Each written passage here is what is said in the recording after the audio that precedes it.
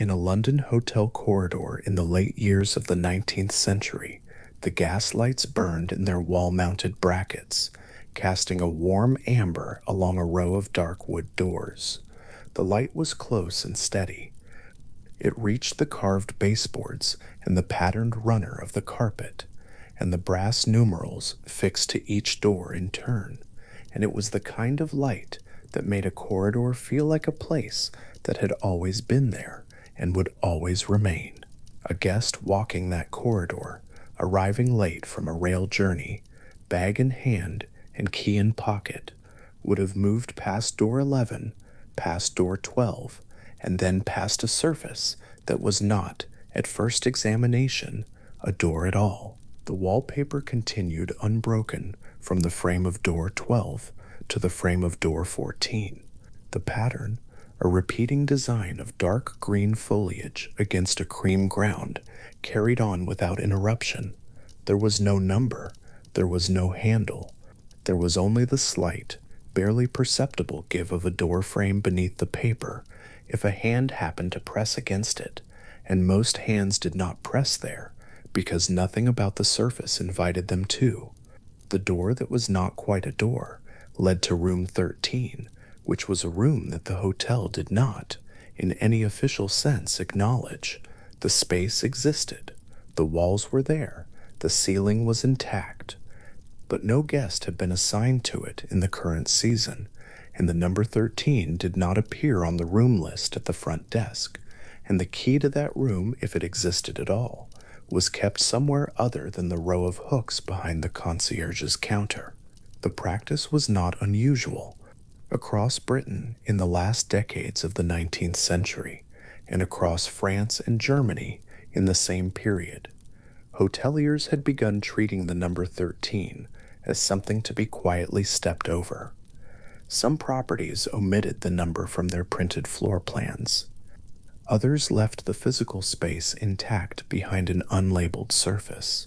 The guest who pressed a hand against the wallpapered give of that frame might feel something faintly interesting, the slight resistance of a door that was latched on the other side, and then walk on, and the corridor would close back into its ordinary amber-lit quiet. The formal name for the fear of 13 is triskaidekaphobia, a term assembled from Greek roots meaning 3 and 10 and dread, but the name arrived after the practice had already taken hold. The practice itself was more pragmatic than fearful, in the way that institutional practices often are.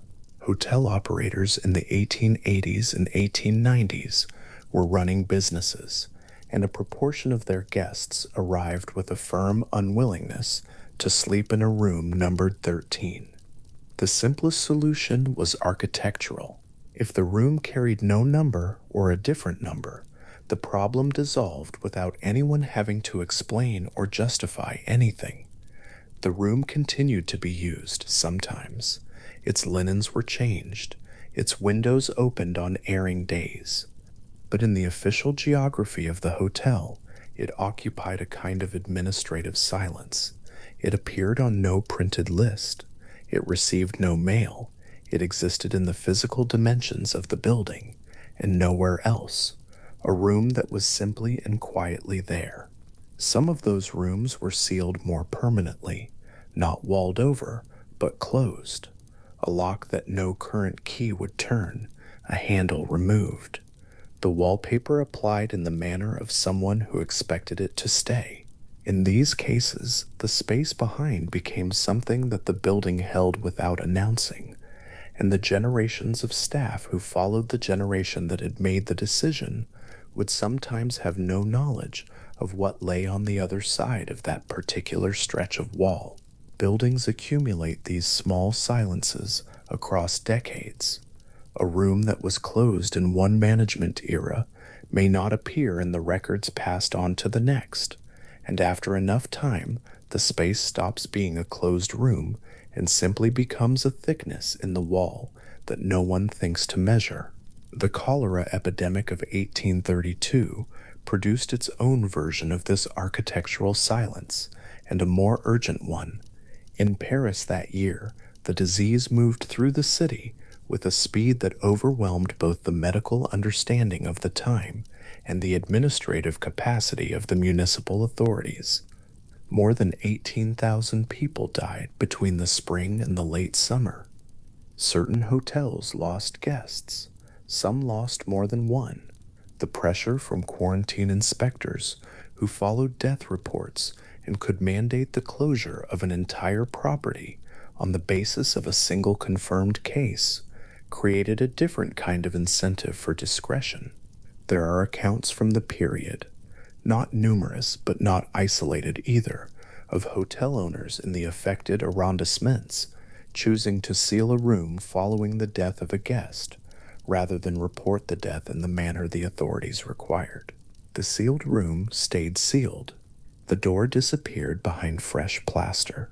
The record of the guest's stay was managed carefully. What remains of this practice is mostly architectural. In the Marais district of Paris is mostly architectural. In the Marais district of Paris, which is among the oldest continuously inhabited areas of the city, and which preserves beneath its present surfaces a remarkable depth of earlier construction, renovation teams working in the 19th and 20th centuries have found doorways that do not belong to any known floor plan. The doorways are bricked over, their original thresholds still intact beneath the later masonry, the edges visible when a renovation team strips back plaster to find the underlying structure. The rooms those doorways once opened onto are in some cases still present as spaces, accessible from other points in the building, and recognizable as rooms by their dimensions and the remnants of their surfaces. In other cases, the space beyond has been absorbed into later construction and can only be inferred from the unexplained geometry of the walls around it. Architectural surveys of buildings in the Marais have documented these inconsistencies, noting doorways that contradict the floor plans filed with municipal authorities, passages that terminate where a room should logically be, rooms that are slightly wider or shorter than their neighbors in ways that suggest a sealed space absorbed into the measurement of an adjacent one. None of this is to say that every sealed doorway in the Marais is a relic of the 1832 epidemic. Buildings are sealed for many reasons across many centuries, and Paris has had more than one period of architectural upheaval. The epidemic is one possible explanation, and historians of the period find it plausible, and the chronological evidence in some cases supports it. But the buildings themselves do not offer explanations. They offer only dimensions, a wall of unexpected thickness, a doorway leading nowhere, a room whose existence was never formally acknowledged and is now recoverable only by the specific inquiry of someone who knows to look for it. In London, a century later, the discovery of an unacknowledged room required no investigation of that kind. It came about during routine renovation work at a hotel, whose history made the find, if anything, somewhat less surprising than it might have been elsewhere. The Savoy Hotel on the Strand opened in 1889 and quickly became one of the more extensively documented buildings in London, the kind of place that left records.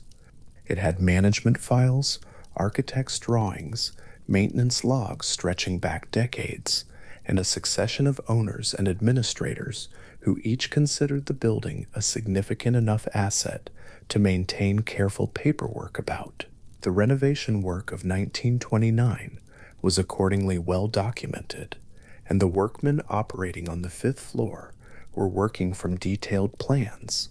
What one of them found, when a wall panel was shifted aside during the course of the work, was a small antechamber that appeared in none of the plans they were working from.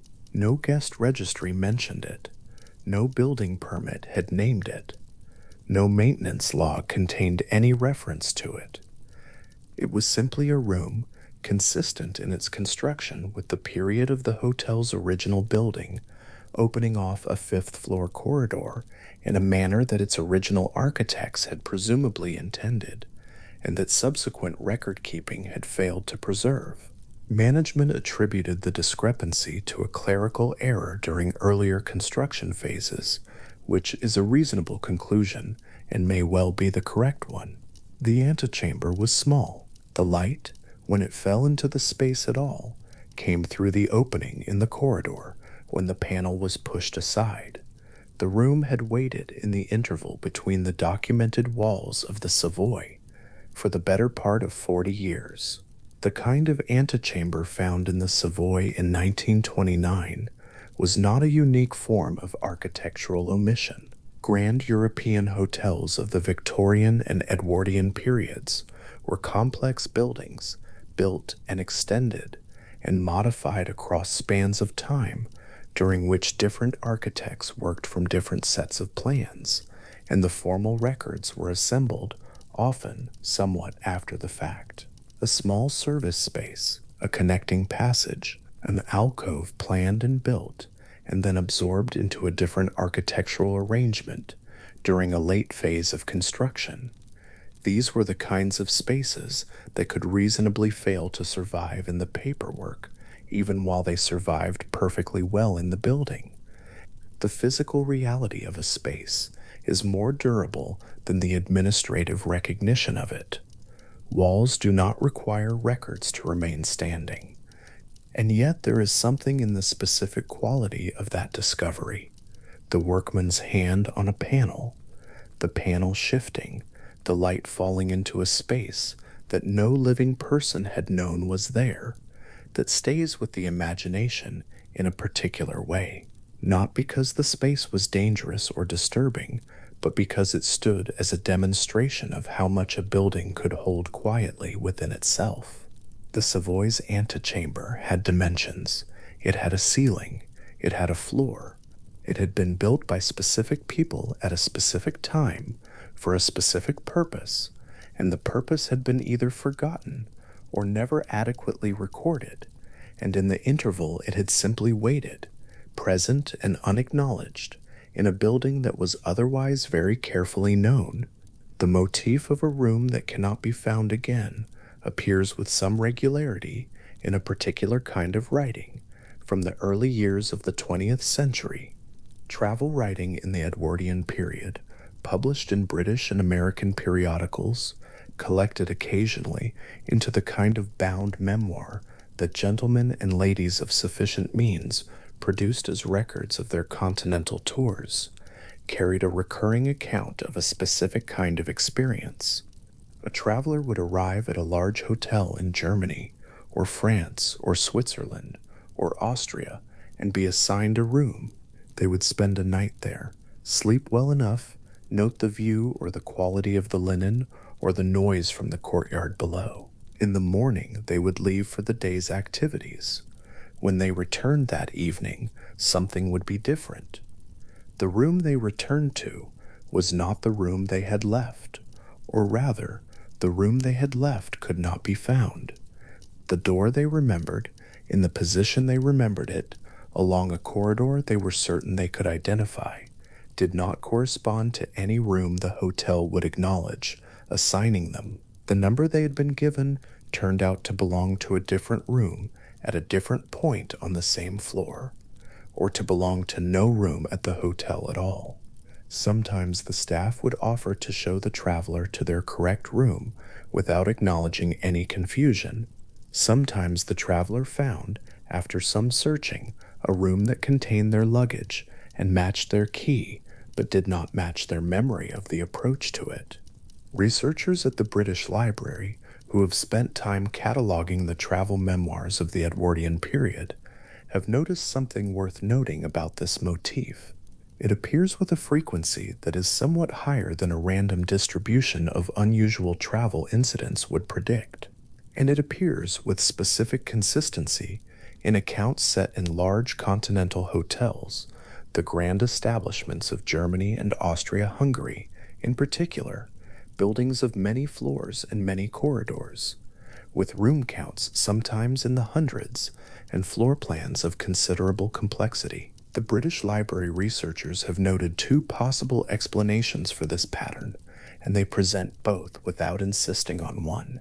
The first is that large continental hotels of the period were, in fact, genuinely disorienting environments, architecturally complex enough that a traveler unfamiliar with their layout could quite reasonably become confused about the spatial relationships between rooms, and would then record that confusion as an account of a room that had changed or disappeared. The second is that the motif of the unfindable room had become a sufficiently recognized form of travel anecdote that writers reaching for an account of continental strangeness found it available and adopted it, reproducing the shape of the experience, whether or not the specific details were entirely their own. Both explanations are plausible.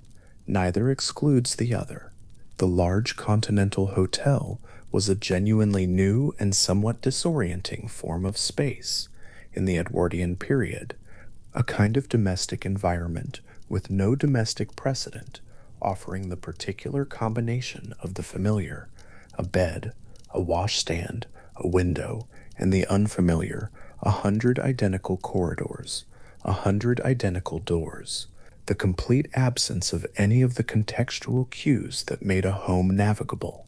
A traveler arriving tired from a long rail journey, ascending in a lift to a floor they had never visited before, walking a corridor that repeated itself in both directions without any obvious landmark, and being shown to a room by a staff member who then departed.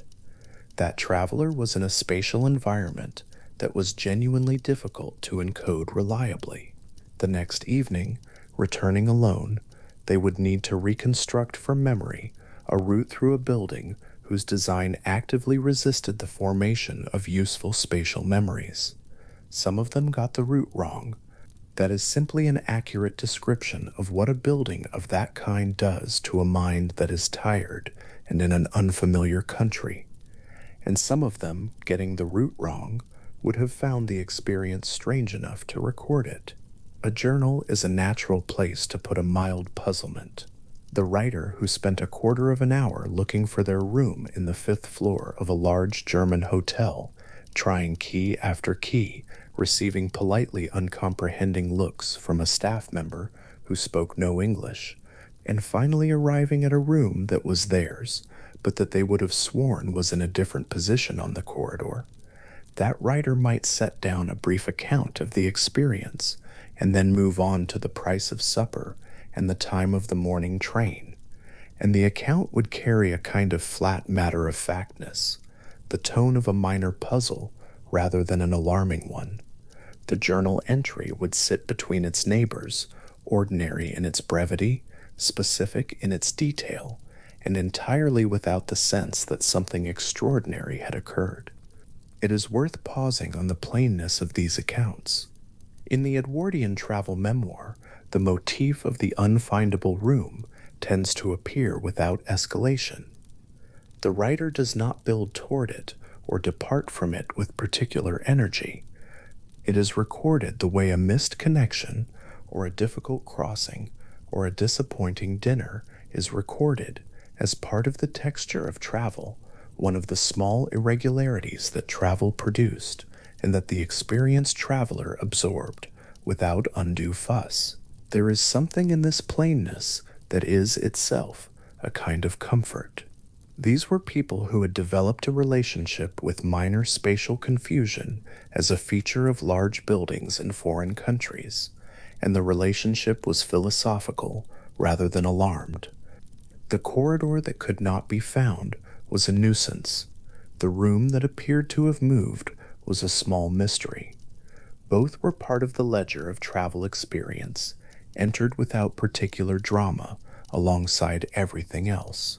The same plainness attaches to the sealed rooms and unnumbered doors of those hotels. From the perspective of the guests who never knew they were there, they did not exist. From the perspective of the hotel's management, they were administrative absences, spaces held outside the ordinary accounting of the property for reasons that the immediate management understood, even if subsequent generations might not. From the perspective of the buildings themselves, If buildings can be said to have perspectives, they were simply present. The wallpapered door on the London corridor was a door. The plaster over the Murray threshold was plaster over a threshold. The small antechamber in the Savoy was a room. The fact that no guest registry named any of them, that no key on the front desk hook was labeled for them, that no printed floor plan acknowledged their position in the building's geometry, none of this altered their physical nature. They were there. They simply occupied a category that the ordinary institutions of the hotel did not have language for. There are still buildings in central London and central Paris that carry sealed rooms in their fabric. Not many, and not all of them are hotels, and the rooms are not always sealed for reasons that have any particular history attached to them. Sometimes a space was sealed because access to it became structurally inconvenient during a renovation, and no one saw the value in maintaining it. Sometimes a service room was closed when the service it supported was discontinued. Sometimes a room was simply absorbed into the structure of a neighboring apartment or suite when wall configurations changed, its original threshold plastered over with the thoroughness of a task done well, its former existence invisible to anyone who has not seen the original drawings. The buildings hold these spaces alongside the spaces in daily use, and the two categories exist together without any visible distinction from the corridor side. The sealed room and the occupied room look, from outside, exactly the same. This is perhaps the most interesting thing about the large European hotel of the Victorian and Edwardian periods as an architectural form. It was a building whose scale and complexity meant that the gap between what it contained and what it officially acknowledged containing was unusually wide. A country house had a settled number of rooms, known to its staff and its family, and its guests across generations of continuous occupation. A small inn had a number of rooms that the innkeeper held in their head and could account for at any given moment. A grand hotel with 300 rooms and a dozen corridors, and a service infrastructure of back passages and linen rooms and basement areas was a different kind of space entirely, one whose full extent was known, if it was known at all, only by the combination of many different partial knowledges held by many different members of staff, none of whom necessarily compared their knowledge with anyone else's. The front desk knew the guest rooms, the maintenance staff knew the mechanical rooms, the housekeeping team knew the linen routes, and somewhere in the gaps between these partial knowledges, rooms could rest quietly without being held in any single person's complete account of the building. The Edwardian traveler who wrote, in the brief notation between a train schedule and a supper price, that the room they had slept in the night before could not be found the following evening, that traveler was describing an experience that the architecture of the Grand Hotel was, in a precise and mechanical sense, capable of producing. The building was large enough and uniform enough and complex enough that spatial memory, applied to it after a night's disorientation, could not always recover the specific path. The traveler was not wrong to record the experience as strange. It was strange by the ordinary standards of domestic space, where a room stayed where it was and a corridor went where it had always gone. But the strangeness was architectural. It was the strangeness of a new kind of building meeting an old kind of memory, and the encounter producing, for a few minutes on a foreign corridor, with a key in hand, the mild and passing sensation of a room that had simply and quietly ceased to be where it was. The journal entry sits in the archive between its neighbors. It does not announce itself as significant. The handwriting is regular, the ink faded to a uniform pale brown, the words laid down with the calm of someone who has absorbed the experience and set it in its proper place among the minor irregularities of travel. The room could not be found. A different room was located, somewhat along the corridor, and the key turned, and the luggage was there, and the bed was turned down, and the window looked out onto whatever the window of that city looked out onto at that hour, a courtyard, a roof line, the early evening light of somewhere in Europe in the early years of a century that had not yet produced anything to disturb the composure of the well-traveled. The writer noted it, then noted the price of supper, then noted the time of the morning train, and the room they could not find, the room that had been theirs the night before, with its particular view and its particular arrangement of furniture and the specific quality of its silence, remained where it had always been, along the corridor, its door carrying its number, its key on the hook at the front desk, waiting for the next guest to be assigned to it and to find it without difficulty, because they would be approaching it without the prior claim of a night already spent there, and so the corridor would offer them its number plainly. And they would turn the key, and the room would be simply a room, unremarkable, present, exactly where the floor plan said it would be. That is the other thing the Edwardian journal entries tend to contain when they contain this motif. Not alarms, and not the sense of having encountered something that resisted explanation, but a kind of quiet acknowledgement that the large hotel in the foreign city had its own logic, and that logic was not always immediately available to the traveler, who arrived tired and left early, and came back in the evening to a corridor that offered no particular reason to remember it. The room had been there. It was presumably still there. The traveler had simply misplaced the path to it, the way a person misplaces a word they know perfectly well, and the word is there, and they will find it again, and in the interval, the gap where the word should be is slightly interesting and not at all distressing. The gaslights in the London corridor burned their amber along the dark wood doors and reached the number 12, and then continued along a surface that showed only the repeating pattern of the foliage against the cream ground, and continued again to the number 14, and the corridor held its proper quiet. Somewhere behind the wallpapered surface, in the physical fabric of the building, the 13th room persisted. It had walls and a ceiling. It had a floor on which the same runner continued beneath the door, in a seam that the wallpaper concealed from the corridor side. It received no guests this season. Its window, presumably, looked out onto whatever the window of that position in the building looked out onto. A narrow light well, perhaps, or the same roofline that the adjacent rooms saw from a slightly different angle. No key on the front desk hook was marked for it, and its no name in the guest registry corresponded to it, but the room was there, in the amber-lit building on the London street, present in the way that walls are present, simple and unhurried and entirely quiet. And somewhere in an archive, in a bound travel memoir from somewhere around 1907 or 1911, a traveler has noted, in the same regular hand as their train times and their supper prices, that the room they spent Tuesday night in could not be found when they returned on Wednesday evening, and the staff were very polite about it, and another room was found for them without difficulty, and they slept well enough, and the morning train left at 7:30.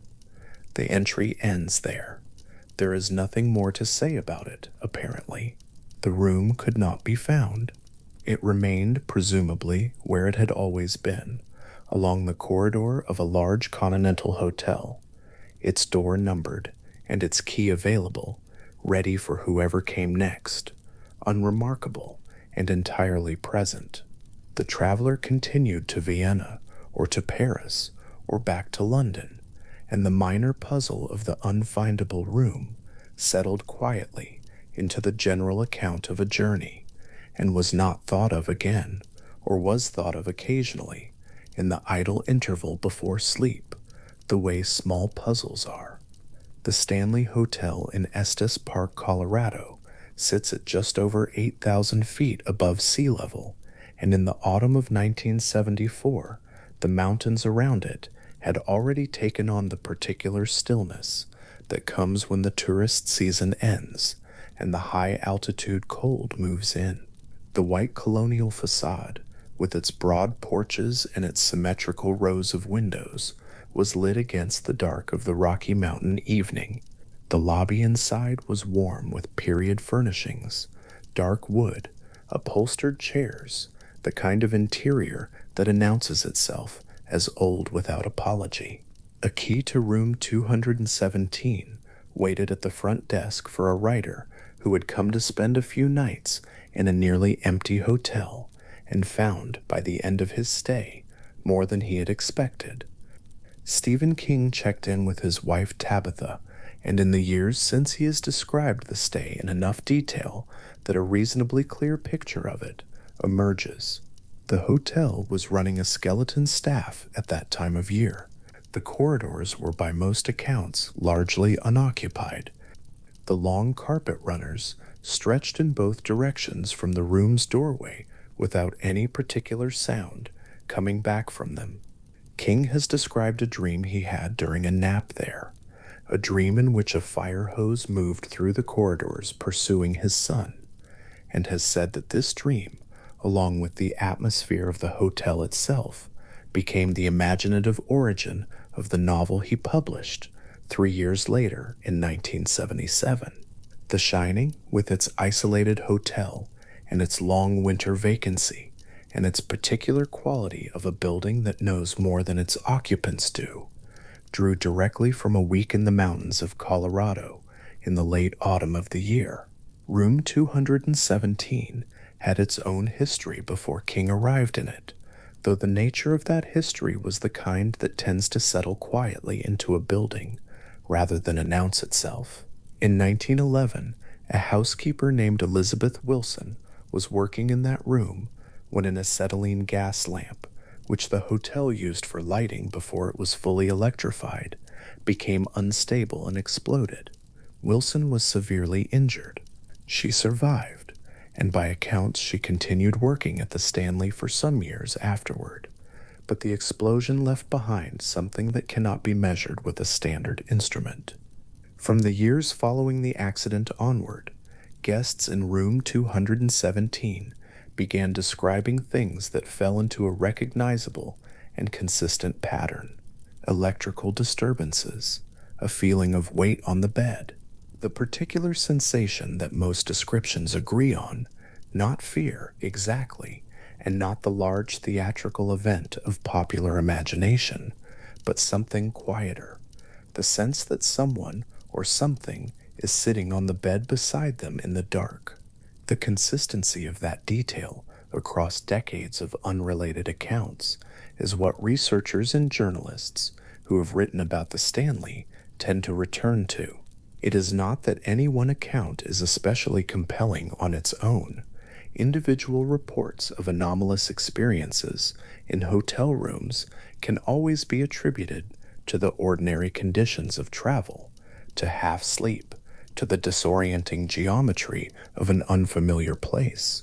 What is harder to set aside is the pattern, the same room, the same detail, the same quality of description from guests who had no access to prior accounts and no particular reason to expect anything unusual. The Stanley has by now made room 217 the most requested room in the hotel. Whatever Elizabeth Wilson left behind in that space, if the phenomenon is understood that way, has become part of the building's identity in a way that the explosion itself never could have predicted. The Stanley is not the only hotel whose documented history concentrates itself so specifically in a single room. The Langham Hotel in London, which opened its doors in 1865 and was for a period the largest hotel in Europe, has accumulated over more than a century and a half a record of accounts that are remarkable not only for their number, but for their specificity. The Langham is a Victorian building in the fullest sense. heavy stone, high ceilings, the particular quality of sound in rooms whose walls are thick enough to hold the noise of a London street at a considerable remove. It was built to be impressive, and it still is. Room 333 sits within those Victorian walls, and has, across the hotel's long history, gathered to itself a file of accounts that the hotel's management has neither suppressed nor particularly encouraged. The BBC used the Langham as a billet and working accommodation for staff during periods in the 20th century, and its proximity to Broadcasting House made it a practical choice for journalists and presenters working late shifts or early mornings. BBC radio presenter James Alexander Gordon, whose voice became familiar to British listeners through his many years reading the football results on Saturday afternoons, described waking in room 333 during one of those stays. What he described was a figure glowing, in his account, and dressed in clothing of an earlier period that appeared within the room and then passed through a wall and was gone. Gordon was not a man given to public sensationalism, and his account of the experience was delivered in the matter-of-fact register of someone reporting something they had actually observed and were not entirely sure what to make of. The figure, by his description, simply appeared and then was no longer there. Gordon's account is the most frequently cited, but it is not the only one associated with room 333. Researchers and journalists compiling the Langham's anomalous history have documented additional accounts across different decades, different visitors, and different kinds of experience. Not always a figure, not always the same detail, but consistently concentrated in that same room. There is something in the human response to this kind of geographical specificity that tends towards seriousness. A room that produces one account might be coincidence. A room that produces a pattern across a century of unrelated occupants is a different kind of thing, even if what that different kind of thing actually is remains genuinely open. The Langham has been renovated many times across its long life, and the Victorian stone of its bones has been dressed and redressed in the styles of successive eras. Room 333 has been refurbished and renumbered and fitted with the amenities of each passing decade. The thick walls have held their silence while the city outside changed beyond the recognition of the building's original guests. The accounts for all of that have continued.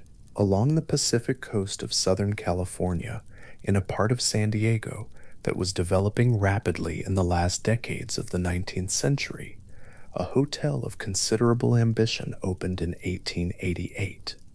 The Hotel del Coronado was built in a Victorian resort style, with wooden architecture of considerable ornamental complexity, a red-tiled roof, and a beachfront position that placed the Pacific Ocean at its immediate edge. It was large from the beginning, designed to accommodate the scale of interest that the California coast was attracting, and in the century and more since its opening, it has grown and changed and been refurbished while maintaining the distinctive character of its original structure. The exterior stairways and the wooden corridors of the original building are still there, and guests still move through spaces that were built when the century the hotel stands in had not yet begun. In November of 1892, a woman checked into the Hotel del Coronado under the name Lottie Anderson Bernard. She was young, traveling alone, and presented herself with the kind of composure that contemporary accounts describe as self-possessed. She stayed for 5 days. On the 5th day, she was found dead on one of the hotel's exterior stairways, the Pacific visible beyond the Victorian wooden architecture of the structure she lay at the foot of. The circumstances of her death were reported at the time without any consensus about their cause. No definitive explanation was produced then, and no definitive explanation has emerged since. What followed in the years and decades after that November week is a history of a room reassigned and renumbered, of an identity that the hotel's official records appear to have handled with less than perfect consistency across successive management teams and renovation projects. The room she occupied, which room exactly she occupied, has been given different numbers in different accounts, and the current room designation, if such a thing can be identified with certainty, is genuinely disputed across the various published histories of the hotel. The discrepancy is not dramatic or mysterious in origin. Rooms get renumbered in renovations. Records from the 1890s are incomplete, and the management of historical continuity across 130 years of an operating hotel involves practical compromises that produce exactly this kind of documentary gap. The effect, though, is that the specific room that holds the weight of that November history has become, in the record, somewhat difficult to locate precisely. The exterior stairway where she was found is still there. The hotel still maintains it. Guests walk past it in the ordinary course of a stay, often without knowing what was found there in November of 1892. The ocean behind the wooden railings, the same ocean it has always been. There is a category of hidden room that is neither anomalous nor disputed, simply hidden, for reasons entirely grounded in the ordinary institutional life of large buildings. The Plaza Hotel in New York, which opened on Fifth Avenue in 1907 and operated as one of the city's most prominent addresses for nearly a century, underwent a conversion beginning in 2005 that transformed large portions of its upper floors from hotel rooms into private residences. The work this required was extensive, and the contractors engaged in that conversion encountered what renovation work in old buildings frequently produces: spaces that the building contains physically, but that its administrative records do not acknowledge. On an upper floor of the plaza, a series of small rooms came to light. They were intact, walls, ceilings, dimensions unchanged. They had served, in an earlier period of the hotel's operation, as quarters for the servants and attendants who traveled with wealthy guests and required their own accommodation, while their employers occupied the grand suites. At some point in a mid-century renovation, these rooms had been walled off. The doorways that had connected them to the corridor were sealed. The rooms themselves were not removed, because removing them would have required structural work that the renovation presumably did not call for. They were simply closed. The knowledge of their existence, which would have lived in the institutional memory of the hotel's management and staff, appears to have faded across the decades, and the changes in ownership and staff that a hotel accumulates over 50 or 60 years. When the 2005 contractors removed the material that had been placed across their entrances, they found rooms that were administratively non-existent in the way that sealed spaces often are, present in the building's physical structure, absent from any current plan filed with any authority, and belonging to a category that is genuinely in between. Not secret exactly, because their existence required no active concealment. Not unknown, because the renovation team found them without particular difficulty once the walls were opened. Simply forgotten, which is its own kind of absence, and one that large old buildings produce with some regularity. The plaza stands in the middle of Manhattan, one of the most documented and surveyed and observed pieces of real estate on Earth. The fact that rooms could sit within it for decades, unchanged and unrecorded, says something about the difference between a building as it appears in its official documents and a building as it actually exists, the full three-dimensional reality of its walls and floors, and the spaces those walls and floors enclose. Room 217 of the Stanley Hotel has, in the years since King's stay, and the novel it helped produce acquired a depth of attention that most hotel rooms never approach. The hotel's management embraced its reputation in the decades following the publication of The Shining, and the room is now deliberately preserved and presented. The bed is made with particular care. The room's period furnishings are maintained. Guests who stay there are aware of what they are staying in, which means that the conditions of a room 217 stay in 2024 are entirely different from the conditions of a room 217 stay in 1974.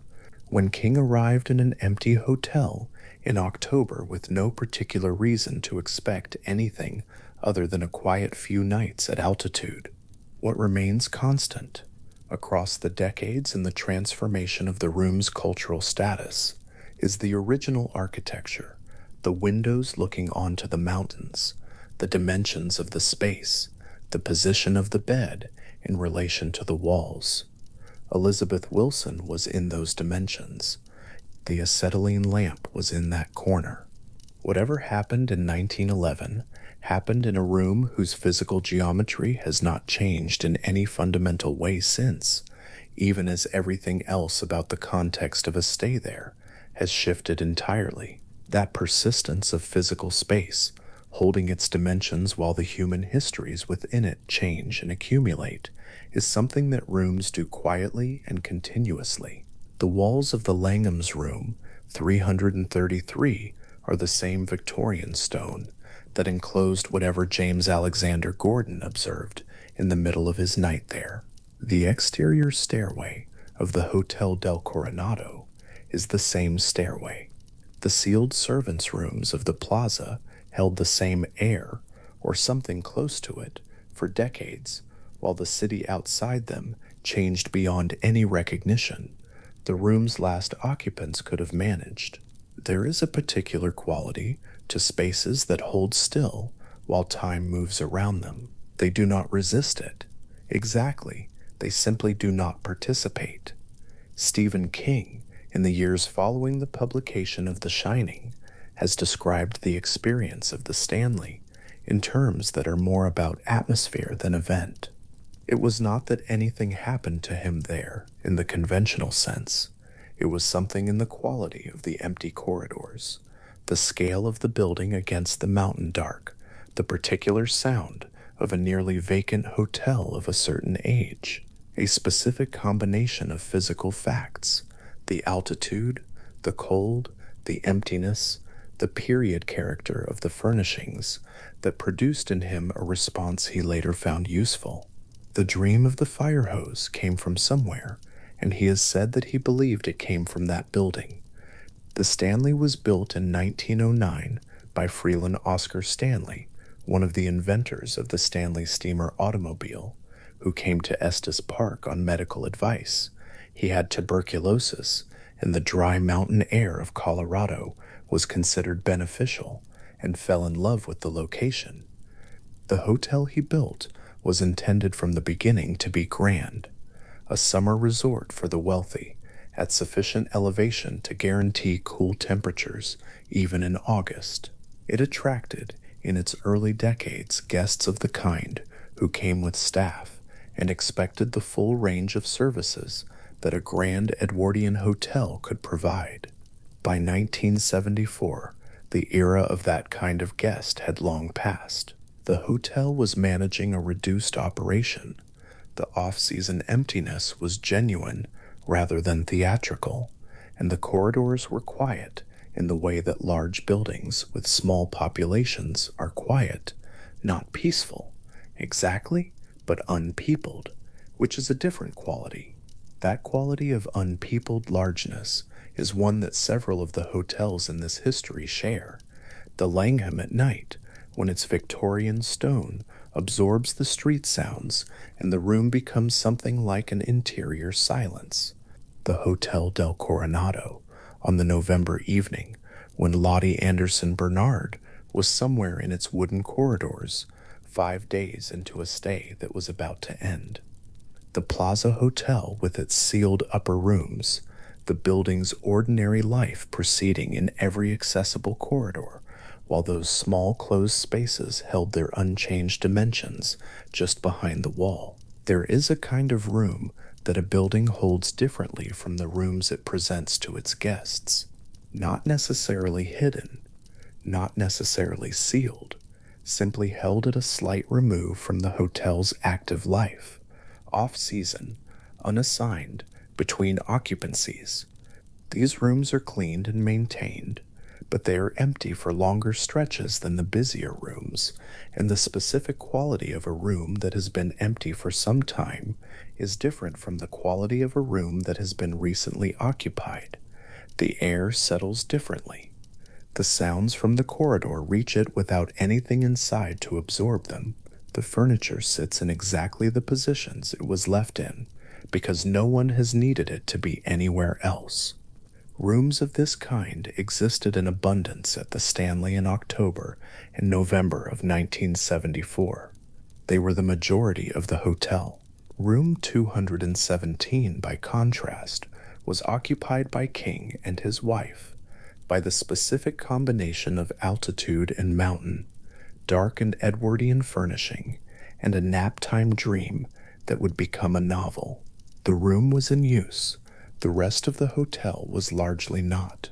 That contrast between the single-lit room and the long empty corridors on either side is part of what has stayed in the accounts of the stay and part of what found its way into the novel. There is one other dimension to the Stanley's history that tends to appear in careful accounts of the hotel, and it concerns the nature of the building's relationship to its own documented past.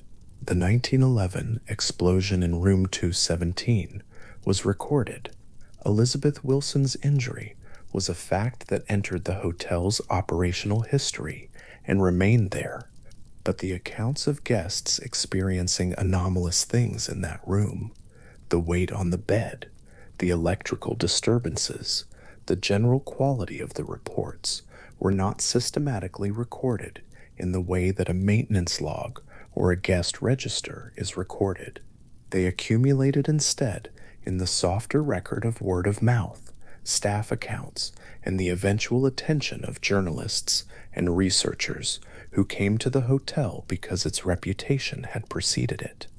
That softer record is, by its nature, harder to evaluate, but it is also in some ways harder to dismiss than a single dramatic account would be. It is a pattern, not an event. The Langhams' room, 333, has something similar.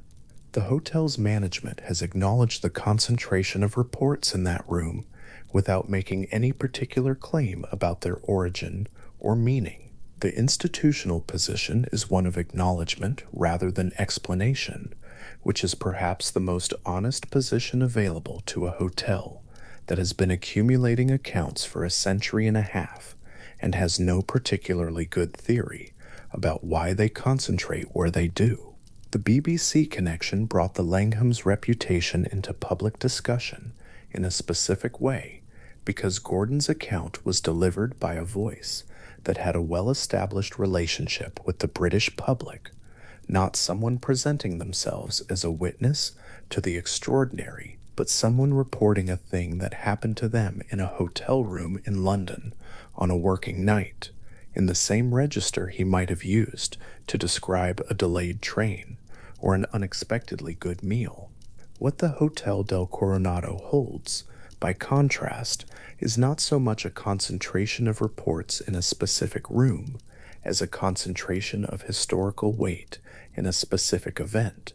The 5 November days of 1892, the exterior stairway, the disputed room number that has shifted across successive records.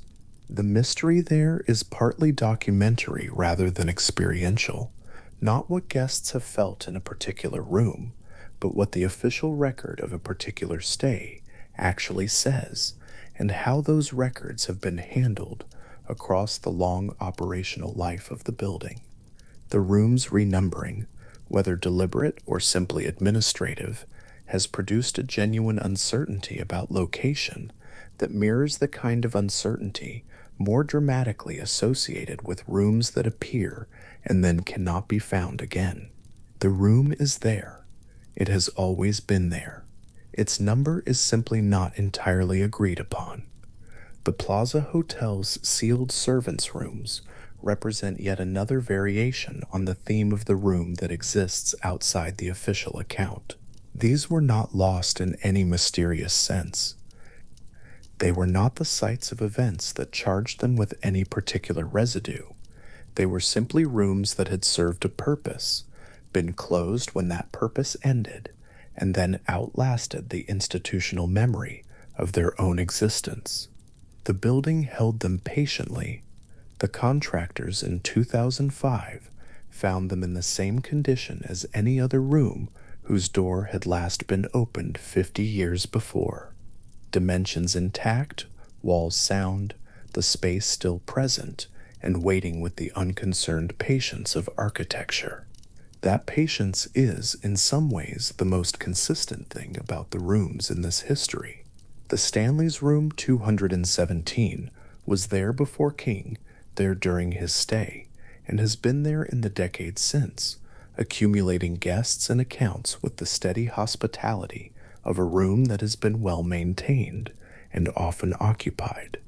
The Langham's Room 333 has watched the 20th century pass through its Victorian walls without any apparent change in the quality of its most distinctive reports. The Plaza's sealed rooms waited without complaint through decades of Manhattan's relentless forward motion, and when they were found again, they were found whole. Buildings of sufficient age contain almost universally more than their current plans acknowledge. Rooms that have been closed, corridors that have been sealed, service spaces that have been incorporated into adjacent rooms without the original space being formally removed from the structure. The administrative life of a hotel and the physical life of the building it occupies are not always perfectly aligned, and the gap between them can produce, in renovation after renovation, the particular experience of discovering a space that the official record does not contain. It is ordinary. It happens in almost every old building that undergoes serious structural work. The ordinary nature of it does not make it any less interesting when the specific room turns out to hold a brass bedstead and a folded blanket and a water pitcher on the washstand, exactly as its last occupant arranged them. The Stanley Hotel has a gift shop that sells copies of The Shining alongside branded merchandise and locally produced items. The shop was not there in 1974, neither was the gift. The hotel has become, across the decades since King's stay, a destination in its own right, not just a hotel, but a specific kind of pilgrimage site for readers and film enthusiasts, a place where a literary and cinematic history has attached itself to a physical building and made the building into something additionally layered, additionally storied. Room 217 is the center of that additional story. It is the most requested room in the hotel. It is the room that guests ask to be in when they want to be in the middle of the history rather than adjacent to it. What King took from the Stanley, by his own account, was less a set of facts than an atmosphere.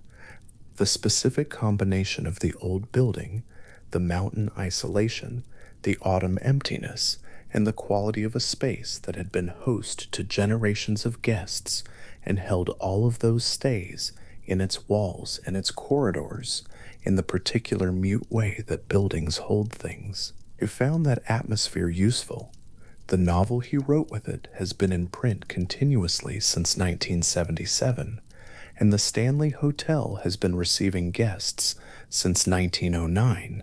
From room 217 has been room 217 through both of those continuities, and several Elizabeth Wilsons and Stephen Kings and James Alexander Gordons and all the others whose stays have added their own quiet weight to the accumulated record.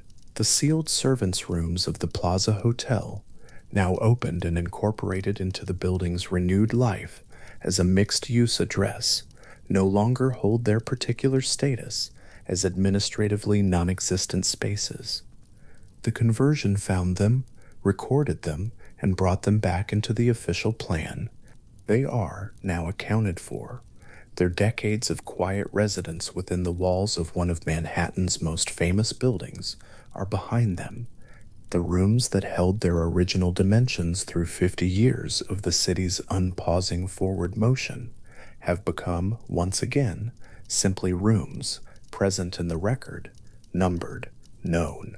There is something gently satisfying about that resolution, though it is also, in its own way, the end of something. A room that exists outside the official record occupies a category that is rare and slightly improbable. A room returned to the record is simply a room again. The plaza's sealed servants' quarters are part of the building's known inventory now, cataloged and assigned. Their long, quiet tenure as forgotten spaces within a famous building sits in the past, a chapter in the plaza's long life that was written and then lost and then recovered, like a page that had slipped from its place in a book and been found again, tucked between a later chapter and the back cover. Those rooms sat in their unchanging dimensions, while decades of the city's life continued beyond their sealed walls, while the century moved through its middle years and came out the other side, while the plaza accumulated and shed guests and staff and management and renovation seasons too many to count individually. The rooms held still through all of it. They were present and unnoticed for longer than most rooms are present at all. Their walls did not change. Their ceiling heights did not change. The proportions of the spaces enclosed within them remained exactly as they had been left, patient and whole within the larger building, asking nothing of anyone, waiting in the way that sealed rooms wait, simply and quietly there. The overhead lights in a long hotel corridor are a particular kind of steady, not warm the way a bedside lamp is warm, but even a flat, consistent brightness that falls from panel to panel along the ceiling and makes every door look exactly like every other door. No shadows shift. No natural light enters to tell the time. The carpet runs forward in its repeating pattern, the same small geometric unit, tiling itself to a far point where the corridor either bends or simply stops, and a person standing at one end of it, keycard in hand, tired from a long journey, looks down that passage and finds very few details their brain can use to say, here, precisely here, is where I am. That is where the brain begins to work quietly against itself. Spatial memory, the mind's ability to build and hold a reliable map of a new environment, is not a passive recording. It is not a photograph taken on arrival and stored whole.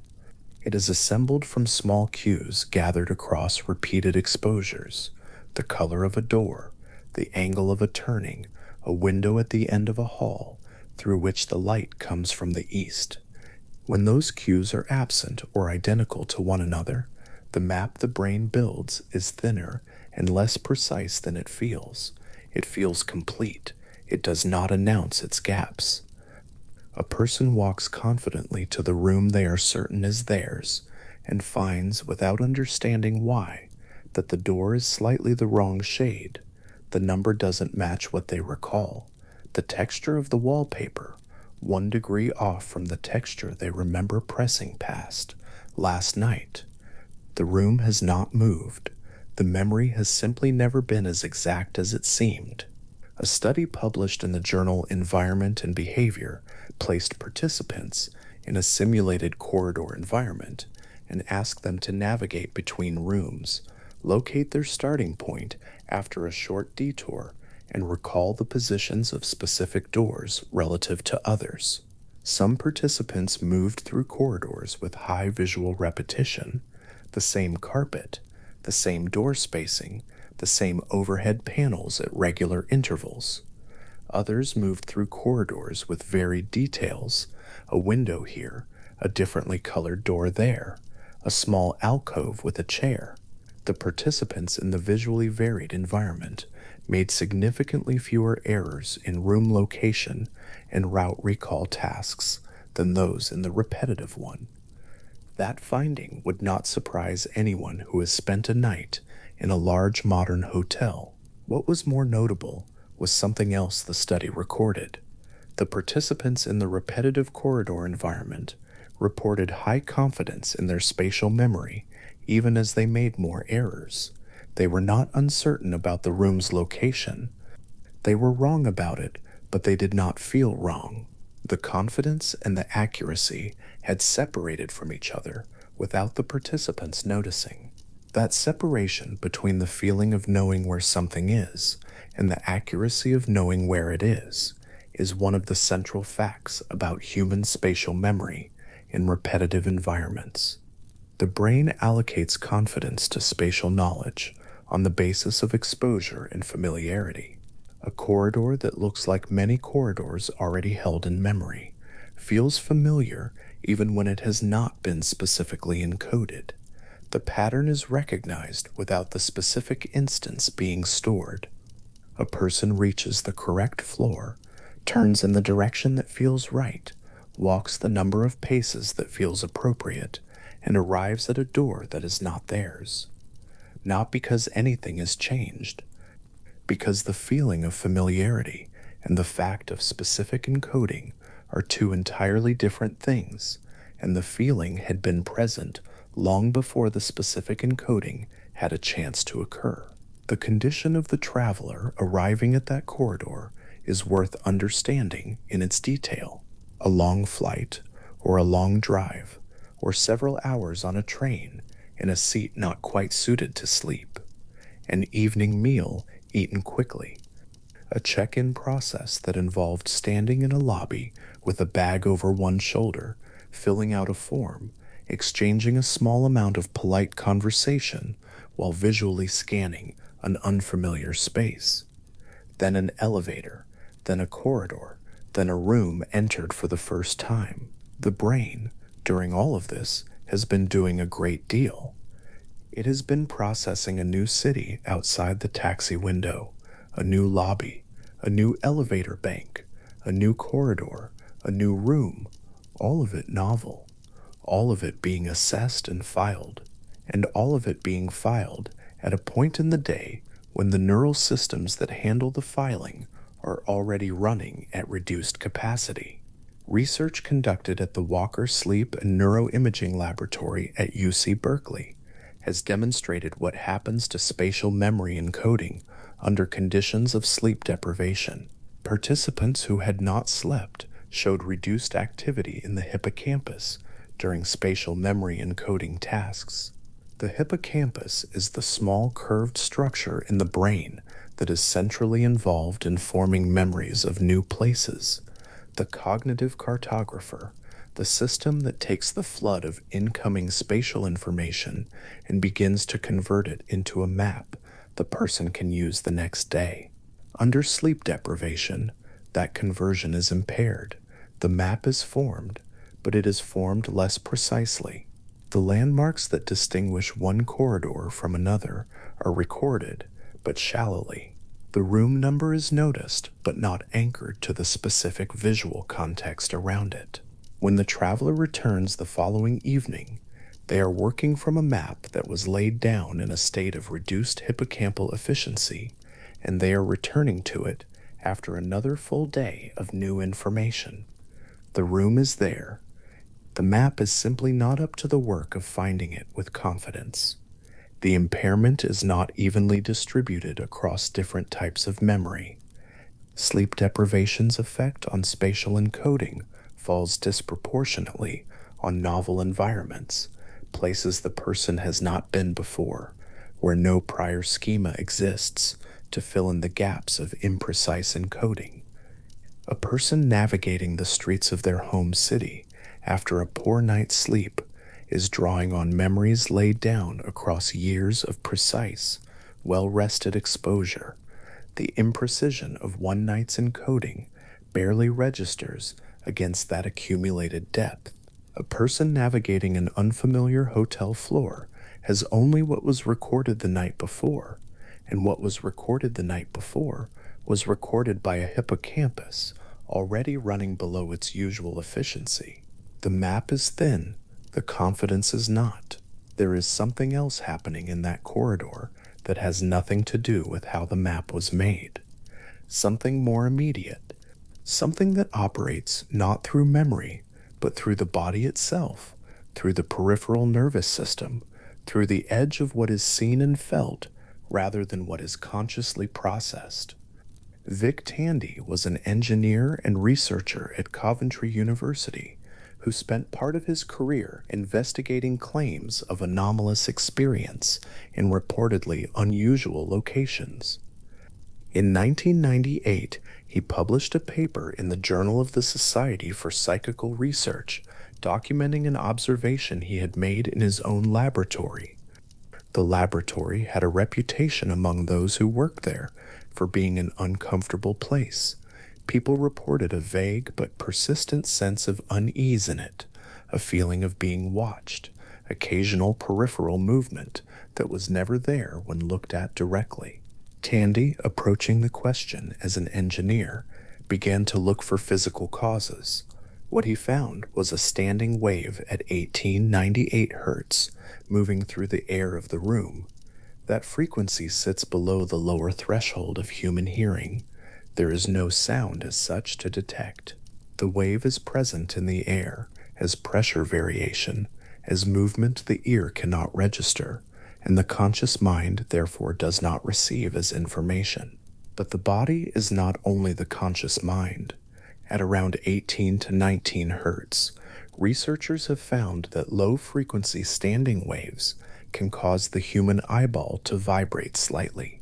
Not dramatically, not in a way the person feels a sensation, just enough to create, at the edges of the visual field, a flickering quality, a sense of movement that is not movement, a slight visual disturbance that the conscious mind receives, not as a frequency fact, but as the impression that something shifted, just there, at the edge of sight.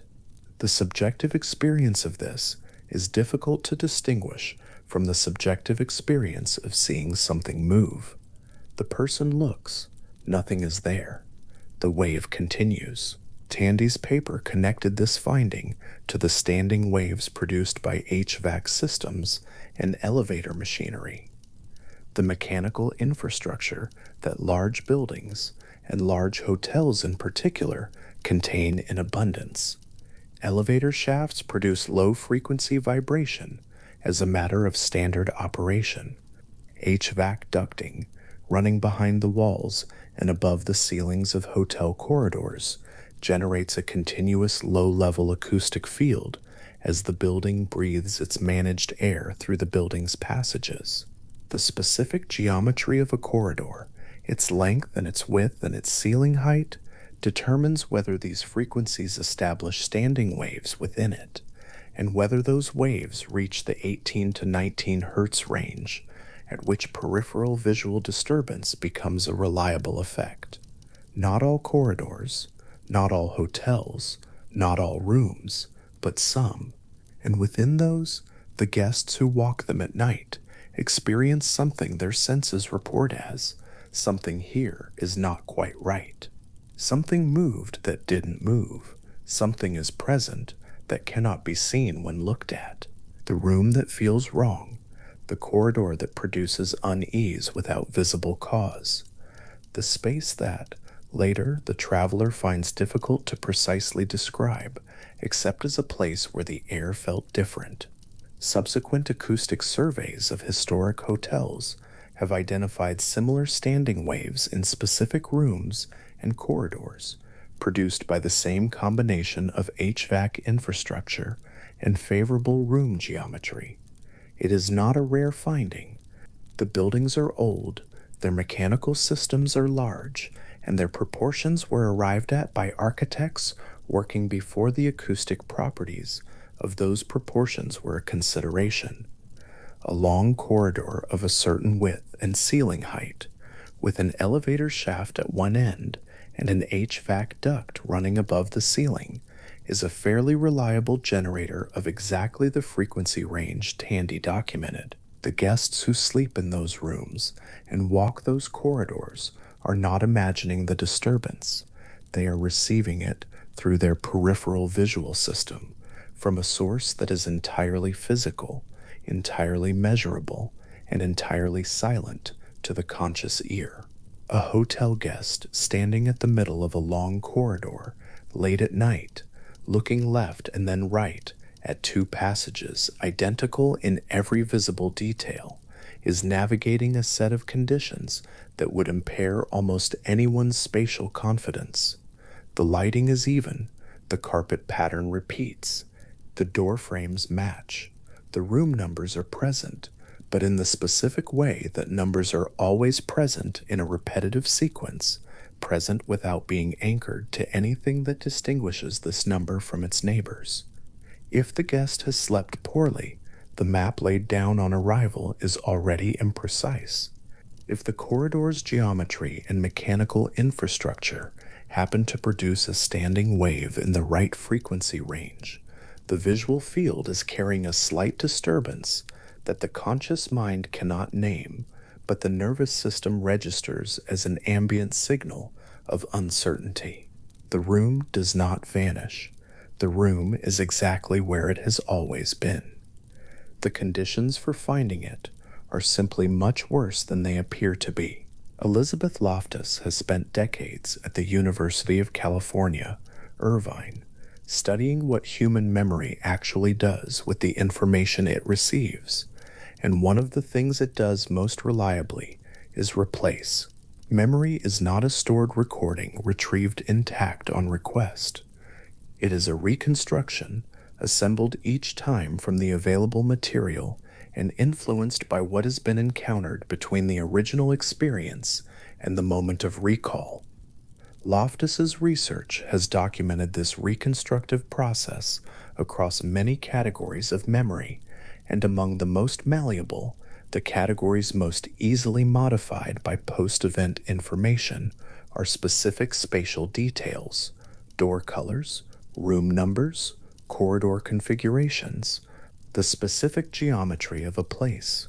A hotel guest who returns the following evening to find their room and mentions to a member of staff that they're having difficulty locating it, and that staff member responds with something even slightly ambiguous, something like an uncertain look, or a gentle suggestion that perhaps it's further along, or a question about which floor they mean, has at that moment received post-event information that enters the reconstruction process and begins to work on the original encoding. The guest's memory of the room's location was already imprecise, laid down in a state of travel fatigue by a hippocampus operating below capacity. The staff member's uncertainty confirms and deepens the guest's own uncertainty. The guest now begins to doubt not just their ability to find the room, but the reliability of their original memory of it. They walk the corridor again.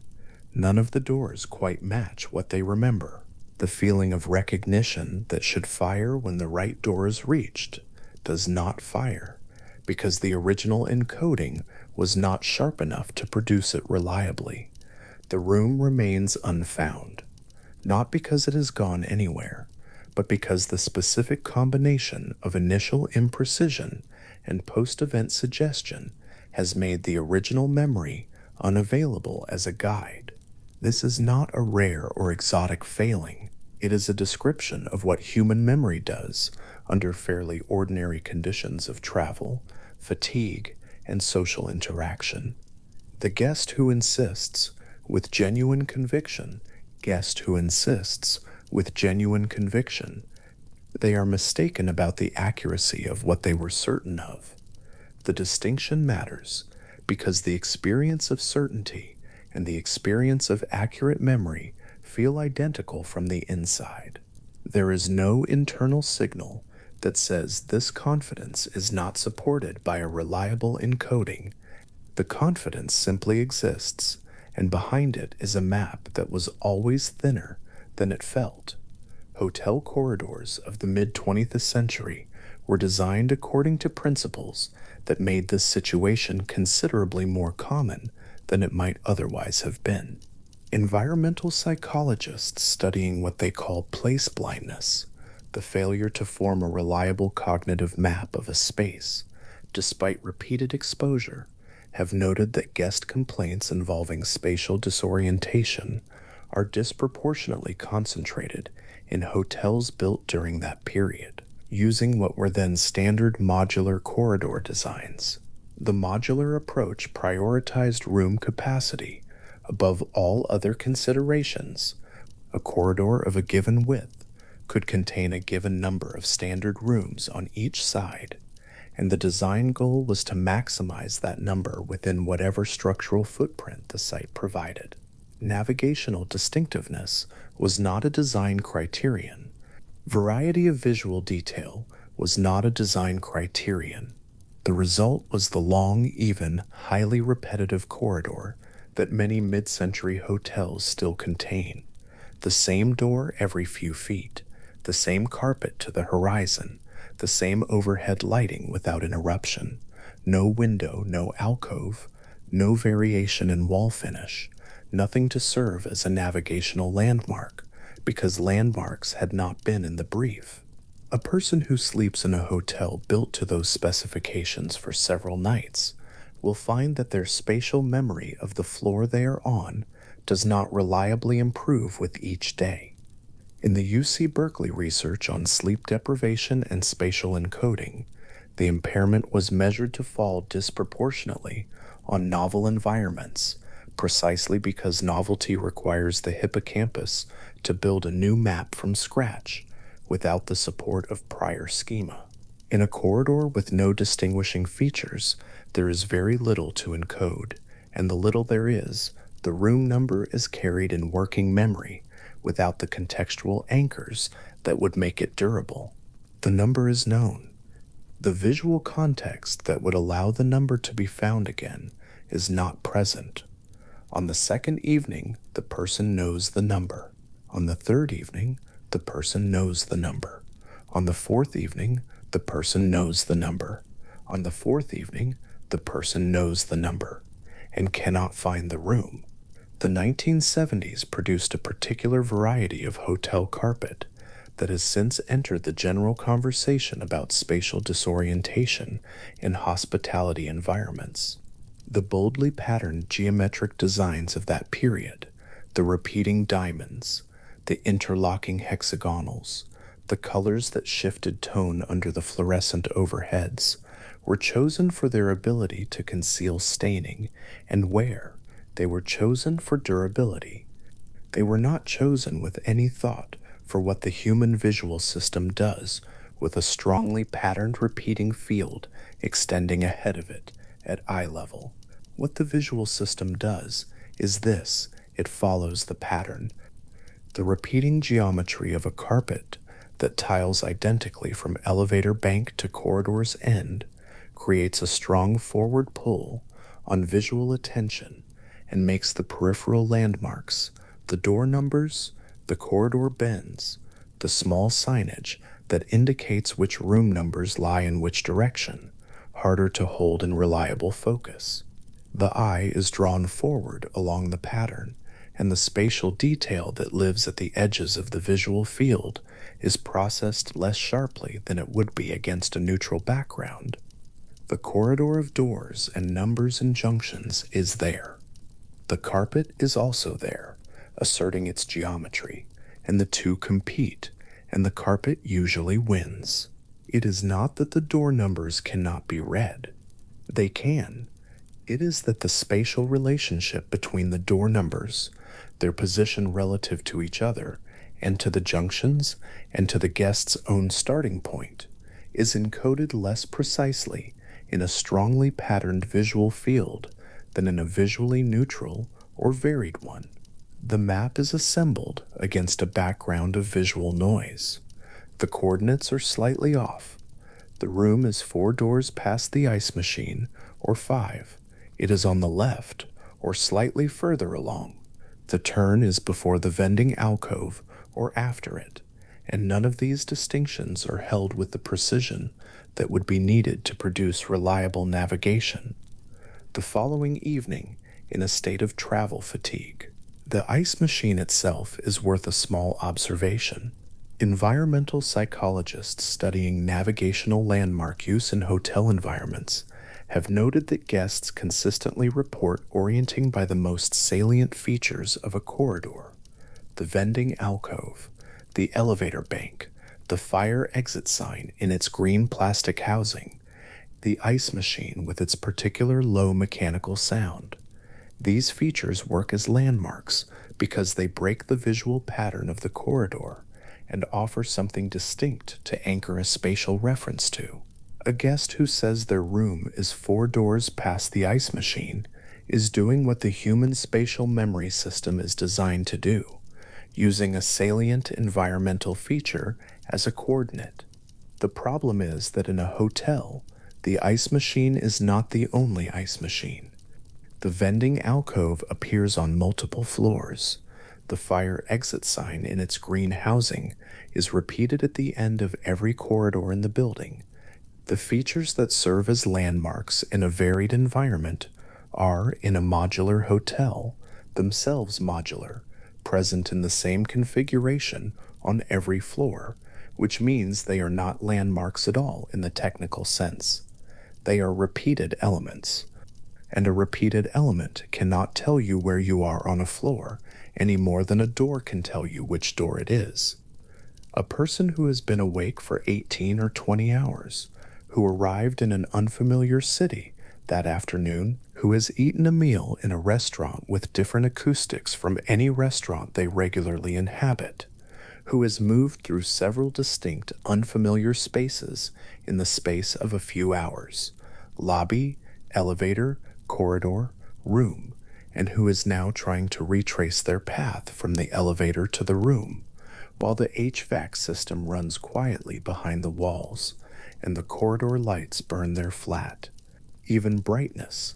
That person's spatial memory is doing something genuinely difficult under genuinely impaired conditions, and the experience of not finding the room is not a mystery. It is the predictable output of a well-understood system operating at the edge of what it can reliably do. What is interesting is that the experience does not feel like a failure of a well-understood system. It feels like the room has moved. It feels like the corridor has changed.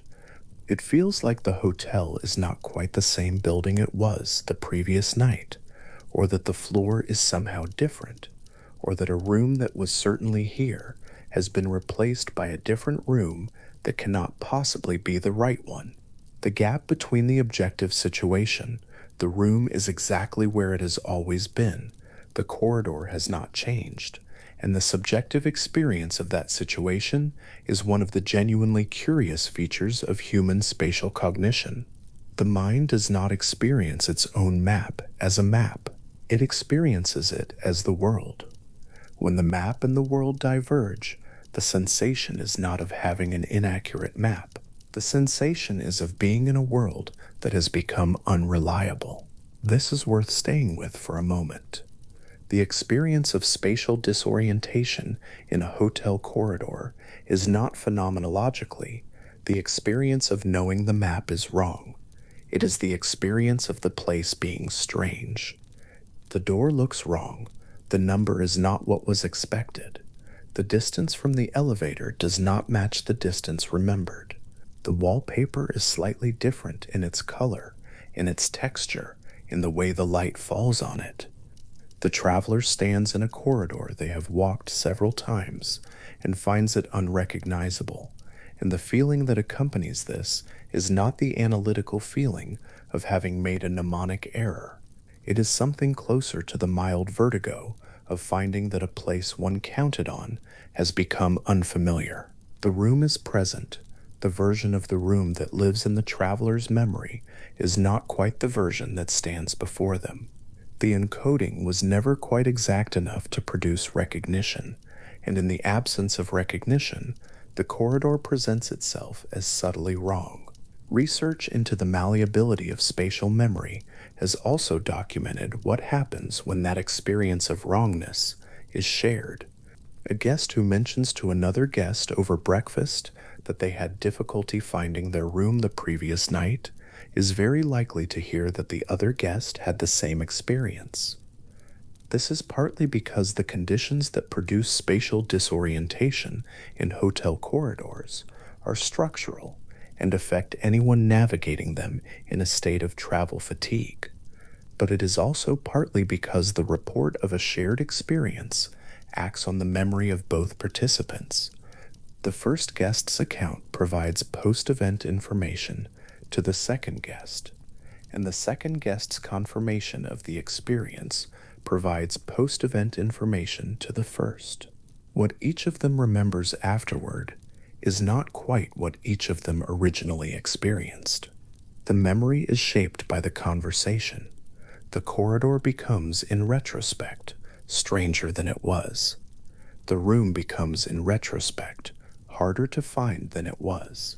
The shared account produces a shared memory that is somewhat more dramatic than either individual's original encoding, and that shared memory is what they carry forward. This is the ordinary mechanism by which a fairly common experience, failing to find a hotel room in a state of travel fatigue, can, across many repetitions, accumulate into a legend. The individual experiences are real. The disorientation is real. The unease is real. The return to the corridor to find no door that matches the remembered one is a real and regularly occurring event in large hotels with modular corridor design. What accrues around those experiences, through the social process of shared recounting and mutual confirmation, is a narrative that reaches for a more satisfying account than the hippocampus underencoded the spatial context during the initial exposure. The narrative that the room itself has disappeared, has been removed, sealed, denied, or never properly entered into the official record of the building, is not simply fiction imposed on fact. It is the mind's honest attempt to construct a coherent account of an experience that feels, from the inside, like more than a mnemonic failure. Loftus's research into memory malleability is relevant here in one more specific way. In studies where participants were given misleading post-event information about spatial details, told that a door had been green when it was in fact brown, told that a corridor turned left when it turned right, the misinformation was not simply stored alongside the original memory as a competing account. In many cases, it replaced the original. The original encoding was not merely revised, it was overridden, and the participant then reported the misinformation as a genuine memory with the full confidence of first-hand recall. A hotel guest who has been told, gently but firmly, that there is no room at this number on this floor, that perhaps they are thinking of a different floor. Perhaps the room they mean is around the corner. That guest will, in many cases, find their original memory of the room's location beginning to soften, to become uncertain, to yield to the new information that the staff member has provided. The staff member may be entirely correct. The guest may simply have the wrong number, the wrong floor, the wrong direction from the elevator. But the process by which that correction is absorbed is not simply a correction being absorbed. It is a memory being rewritten. And the new memory, the one that says the room I thought I was in does not appear to exist at this location, carries exactly the same subjective weight as any other genuine memory. It does not feel like a correction. It feels like remembering. The conditions that produce all of this, the imprecise initial encoding, the peripheral visual disturbance from low-frequency standing waves, the post-event suggestion that reshapes the original memory, are not exotic. They do not require unusual sensitivity or particular neurological vulnerability. They require only the standard conditions of a hotel stay, a journey of some length, a check-in after a long day, a corridor with more visual repetition than variation, a night's sleep that may or may not have been adequate, and a return the following evening to a space that was always recorded less precisely than it felt. These are the conditions that most hotel guests are in most of the time. The experience of spatial disorientation, the feeling that a room cannot be found, the mild unease that something about the corridor is different from how it was remembered. These are not anomalies. They are the expected result of the human spatial memory system encountering the specific challenges that large modern hotels, almost by design, reliably produce. What the brain does in a long hotel corridor is its best honest work. It builds a map from the cues available to it. It stores the map at whatever depth the conditions allow. It uses the map on return with whatever confidence the stored material supports. When the map is thin, the confidence is not correspondingly reduced. The confidence stays, while the accuracy behind it has quietly gone. The traveler is not failing at something they should do easily. The traveler is doing exactly what the system does, in exactly the circumstances the system finds difficult, and the room that cannot be found is the honest result. Standing at a corridor intersection late at night, looking left and then right at two passages that offer no distinguishing detail, the key card raised and ready, that moment of pause, of looking from one direction to the other and finding both of them identical, of feeling the certainty that the room is definitely this way, begin to compete with the equally certain feeling that the room is definitely the other way, is not a failure, it is a report. The visual field is not providing what the system needs. The map was not precise enough when it was made. The corridor offers no purchase. And the brain, which does not experience its own imprecision as imprecision, experiences the corridor instead as somehow wrong, the room as somehow missing, the space as somehow not quite the same space that was navigated the evening before. The room is there, the lighting is steady above it, the number is on the door, where it has always been. The conditions of the journey and the night and the repetitive corridor have simply made the distance between the traveler and the door considerably longer than the physical distance suggests. That distance is the honest measure of the mind's limitations in a long, even, unmarked passage, and it is in the calm light of what is known about spatial memory and perceptual physiology and the ordinary imprecision of encoding under fatigue exactly the right length. A narrow corridor runs behind the guest room wall of a grand Victorian hotel, and it is nothing like the corridor on the other side. The guest corridor has carpet and brass fittings and wallpaper in a pattern of dark botanical repeats. This one has bare plaster, slightly uneven underfoot, lit by a single bulb on a long cord that sways almost imperceptibly when a door somewhere in the building opens or closes. The width is just enough for a person carrying a loaded tray to turn sideways and pass another person doing the same.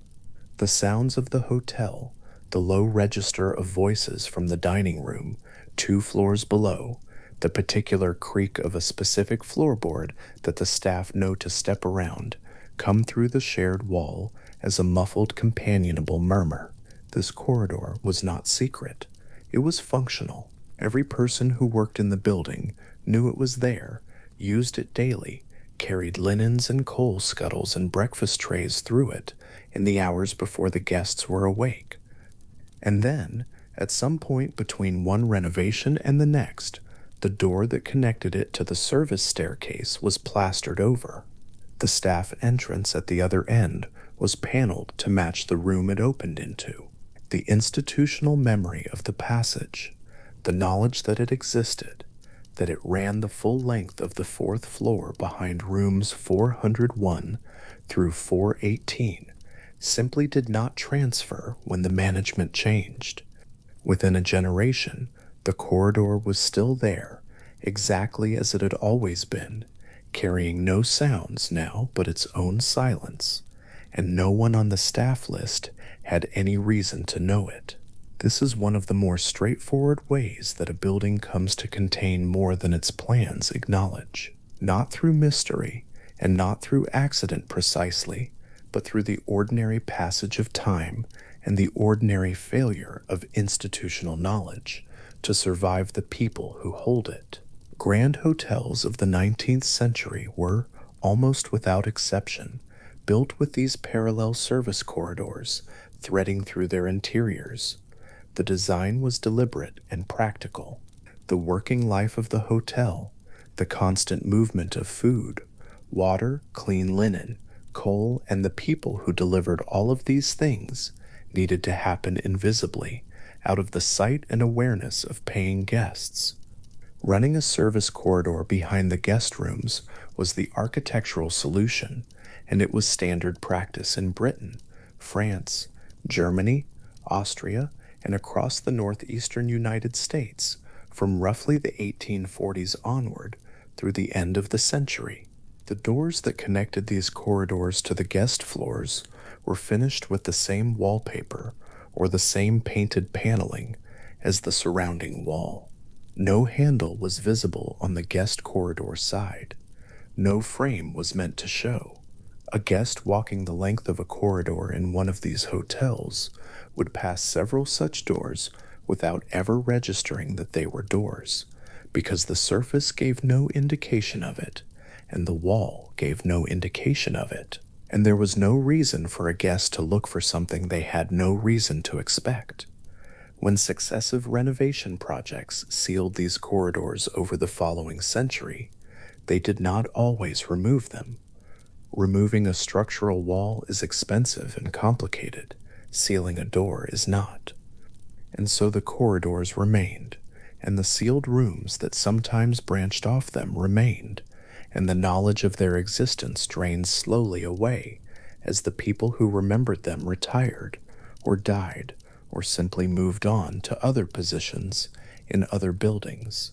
Architectural surveys conducted during later renovation projects, the kind that become necessary when a building is being updated for new fire codes or converted to a different use, or simply brought back up to a standard that decades of neglect have eroded, have repeatedly turned up these passages. Sometimes they run for the full width of a floor. Sometimes they connect via a short stair to a similar corridor on the floor above, producing a private vertical route through the building that no current staff member knew was there. The surveys record them without drama, as facts of construction, which is what they are. The doors that accessed these service corridors were made to be invisible on the guest side, but the technique used to achieve this had a more refined cousin in the form of the mirror door. Architectural historians studying Victorian hotel interiors have documented cases in which large mirror panels were positioned in corridors not purely for decorative effect, but to conceal a functional doorway behind them. The mechanics of this were not complex. The mirror was hinged at one of its vertical edges, with the hinge set precisely flush with the wall, so that from any viewing angle, the edge of the mirror appeared simply to meet the wall in the ordinary way that a large mirror meets a wall. On the guest side, the mirror showed the corridor, the repeating doors, the gas brackets, whatever figure happened to be walking toward it, with perfect continuity. On the other side of the mirror, set into its back, was a door that opened into the service passage, or, in some documented cases, into a room. When the mirror door was closed, there was nothing to suggest it was anything other than a mirror. The visual field was uninterrupted. The wall behind the reflection appeared to extend as far as anything else in the corridor. A person standing in front of it and looking would see themselves standing in front of a wall, and no amount of looking would correct that impression. Subsequent renovations revealed these structures when the mirrors deteriorated enough to require removal or replacement. Behind some of them, the rooms they concealed were found to be entirely intact. The wallpaper on the room's interior walls had not been touched since the mirror was installed over the door, which was in several documented cases in the late 19th century, meaning the paper had been sitting in still air, in the dark, for the better part of 100 years. The furnishings, in the cases where furnishings remained, sat as they had been arranged when the room was last in use. This was not a dramatic discovery in the sense that anything alarming was found. It was a discovery in the sense that a room was there where no room had been expected, and it was simply and quietly there, and it had been there all along. Jib doors operate on a similar principle, but without the mirror. The name comes from the nautical term for a type of sail, and the connection is oblique at best. What matters is what the door does, which is to disappear into its surrounding surface. A jib door is a door whose face is finished with the same material as the wall, the same painted plaster, the same fabric, the same wooden paneling, the same silk wallpaper. It has no visible hardware on the side meant to be hidden, no handle, no keyhole, no hinge visible to the eye. The frame, rather than standing proud of the wall surface, as an ordinary door frame does, is set flush into the wall so that its edges align exactly with the surrounding surface, and the line where door meets wall is simply a line, one of many lines that appear in any finished interior. The shadow at the base of a cornice, the seam between two widths of paper, and that the eye does not distinguish from any other. Jib doors were standard features in the architecture of grand houses and hotels from the 18th century onward, and in the context of hotels, they served several purposes beyond simple aesthetics. They allowed staff to enter and leave rooms without drawing attention to the transition. The door was part of the room, and then it was not, and the guest was not required to notice either state. They allowed for the connection of suites without the visual interruption of a conventional door in a wall that was meant to read as continuous. In several documented cases, jib doors connected two rooms on the same corridor in a way that allowed either room to serve as an anteroom to the other, creating a private, invisible route between them that no guest in the intervening corridor would have any reason to suspect. And when buildings changed hands, and management teams changed, and renovation work covered existing surfaces with new surfaces, jib doors were sometimes covered over entirely, without anyone involved in the renovation work being aware they had covered a door. The door remained functional in its mechanics, the hinge still turned, the latch still engaged, but the surface covering it was now continuous with the wall, and there was no longer any point from which the door was accessible or identifiable. Renovation contractors have found these doors in hotels across Europe and North America during building surveys that predate any work. Running a fiber optic camera along the interior of a wall, or simply tapping systematically across a wall's surface and listening for the change in resonance that indicates a void on the other side, will locate them if they are there. What they open onto varies. Some open onto closets that were repurposed, their original function forgotten. Some open onto short passages connecting rooms whose original configuration as part of a suite was later dissolved. Some open onto rooms, fully dimensional rooms, with ceiling heights and floor areas consistent with the guest rooms on either side, that appear in no floor plan filed with the municipal authority and in no document held by the hotel's current management. The question of why floor plans fail to account for all the spaces in a building has several answers, and most of them are ordinary. Buildings change.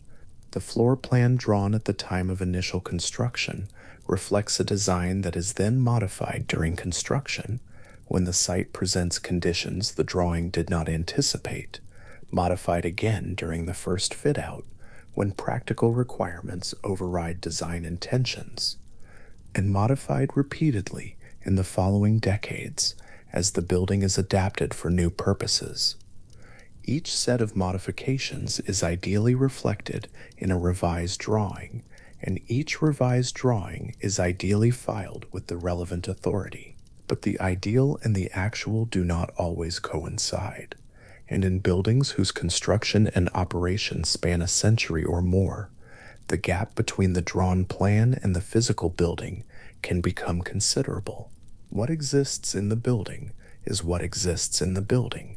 What exists on paper is what someone recorded at a particular point in time, under particular pressures and with particular limitations, and the two sets of facts are related but not identical. For hotels built on irregular urban land plots during the 19th and early 20th centuries, this gap between plan and reality was often structural from the beginning. A city block is not a rectangle.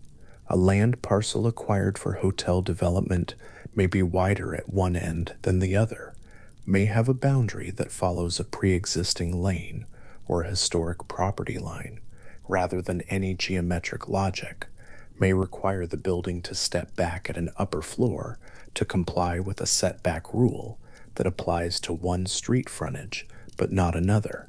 The floor plan drawn to fit this irregular parcel will produce a building that is, from the inside, full of spatial surprises. One corridor bends 15 degrees off perpendicular because the site required it.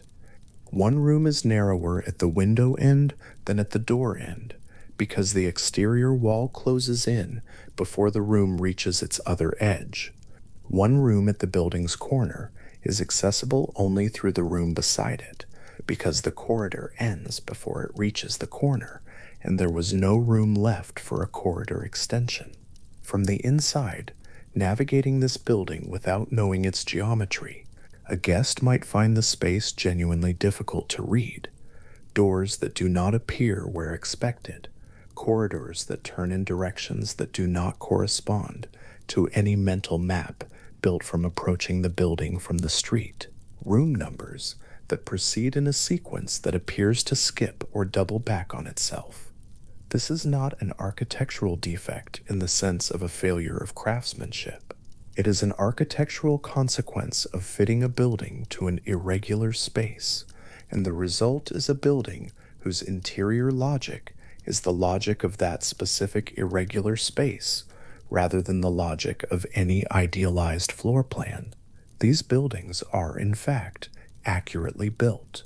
They reflect the geometry of their sites with considerable precision, but that geometry is not intuitive, and for a guest with no knowledge of the site and no access to the drawing that explains it, the experience of navigating the interior can be one of persistent mild disorientation, of rooms that seem to be in the wrong place relative to each other, of corridors that ought to lead to a given destination and instead lead to a landing or a dead end, or a door that opens onto a different floor than the one expected. The practice of sealing rooms by bricking over their doorways is documented across hotel history for several different reasons, and it is worth holding each reason clearly, because they are all mundane in their origins, even when the results are, in retrospect, remarkable. Rooms were sealed following deaths when hotel management judged, sometimes correctly, sometimes from an excess of caution, that the room's association with a death would make it difficult to rebook. In the era before electric lighting and central heating, when the physical conditions of a hotel room were considerably less reliable than they are in the contemporary equivalents, a room in which an occupant had died of cold, or of a gas-related incident, or of a fire that had damaged the room's interior, might be sealed simply because repairing it was not an immediate priority, and once sealed, the urgency of repair diminished. Management teams changed, priorities shifted. The sealed room remained sealed. Rooms were also sealed when the decision was made to reconfigure a floor in a way that eliminated the room's doorway, replacing it with a longer corridor segment, or opening the adjacent room to include the space, or simply finishing the wall as a wall. Because the structural logic of a renovation required a continuous surface at that point. In these cases, the room on the other side of the bricked or plastered wall was sometimes fully incorporated into the new configuration, its volume absorbed into an expanded room or a widened corridor, and sometimes it was not.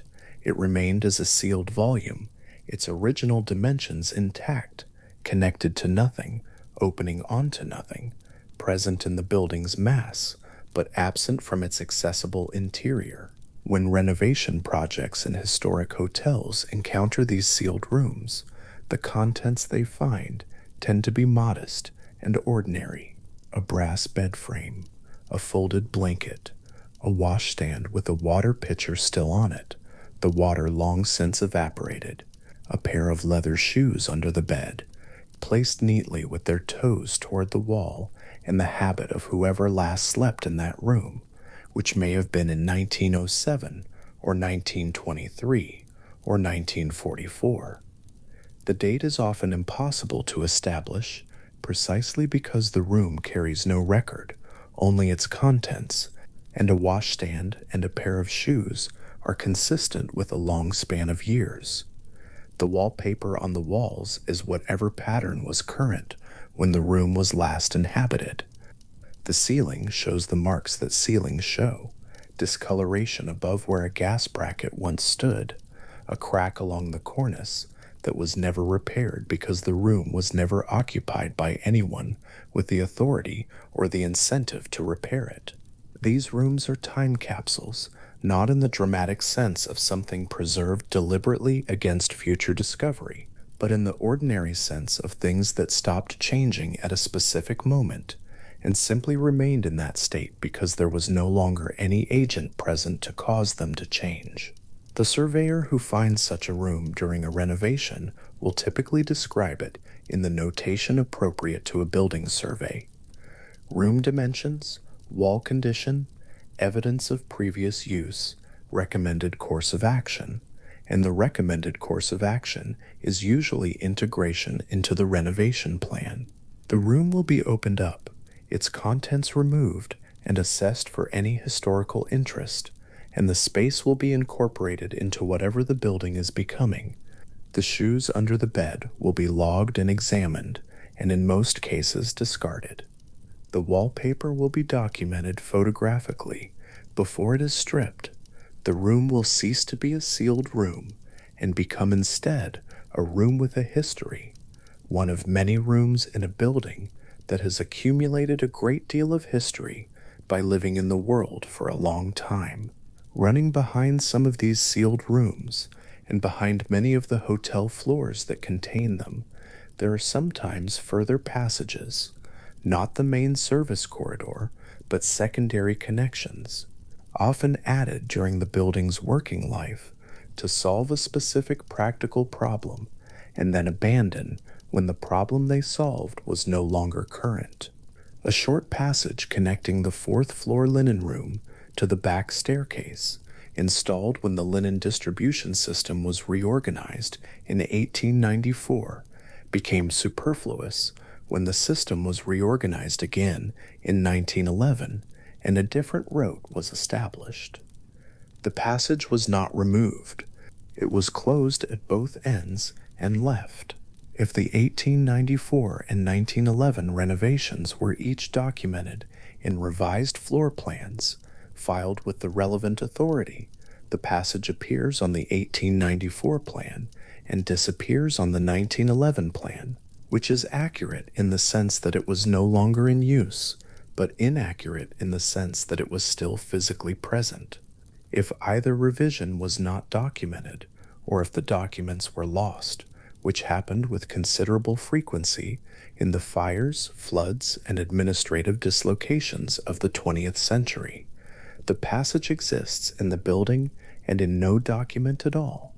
The cumulative effect of all of this, the sealed service corridors, the jib doors plastered over, the mirror doors behind which a room sits in the dark, the bricked over doorways, the secondary passages connecting spaces no longer in use, the rooms produced by irregular land plots that appear in no rational sequence on any floor plan, is that a historic hotel is almost certainly a more complex physical object than its official plans suggest. The gap between the documented building and the actual building is real, not imagined.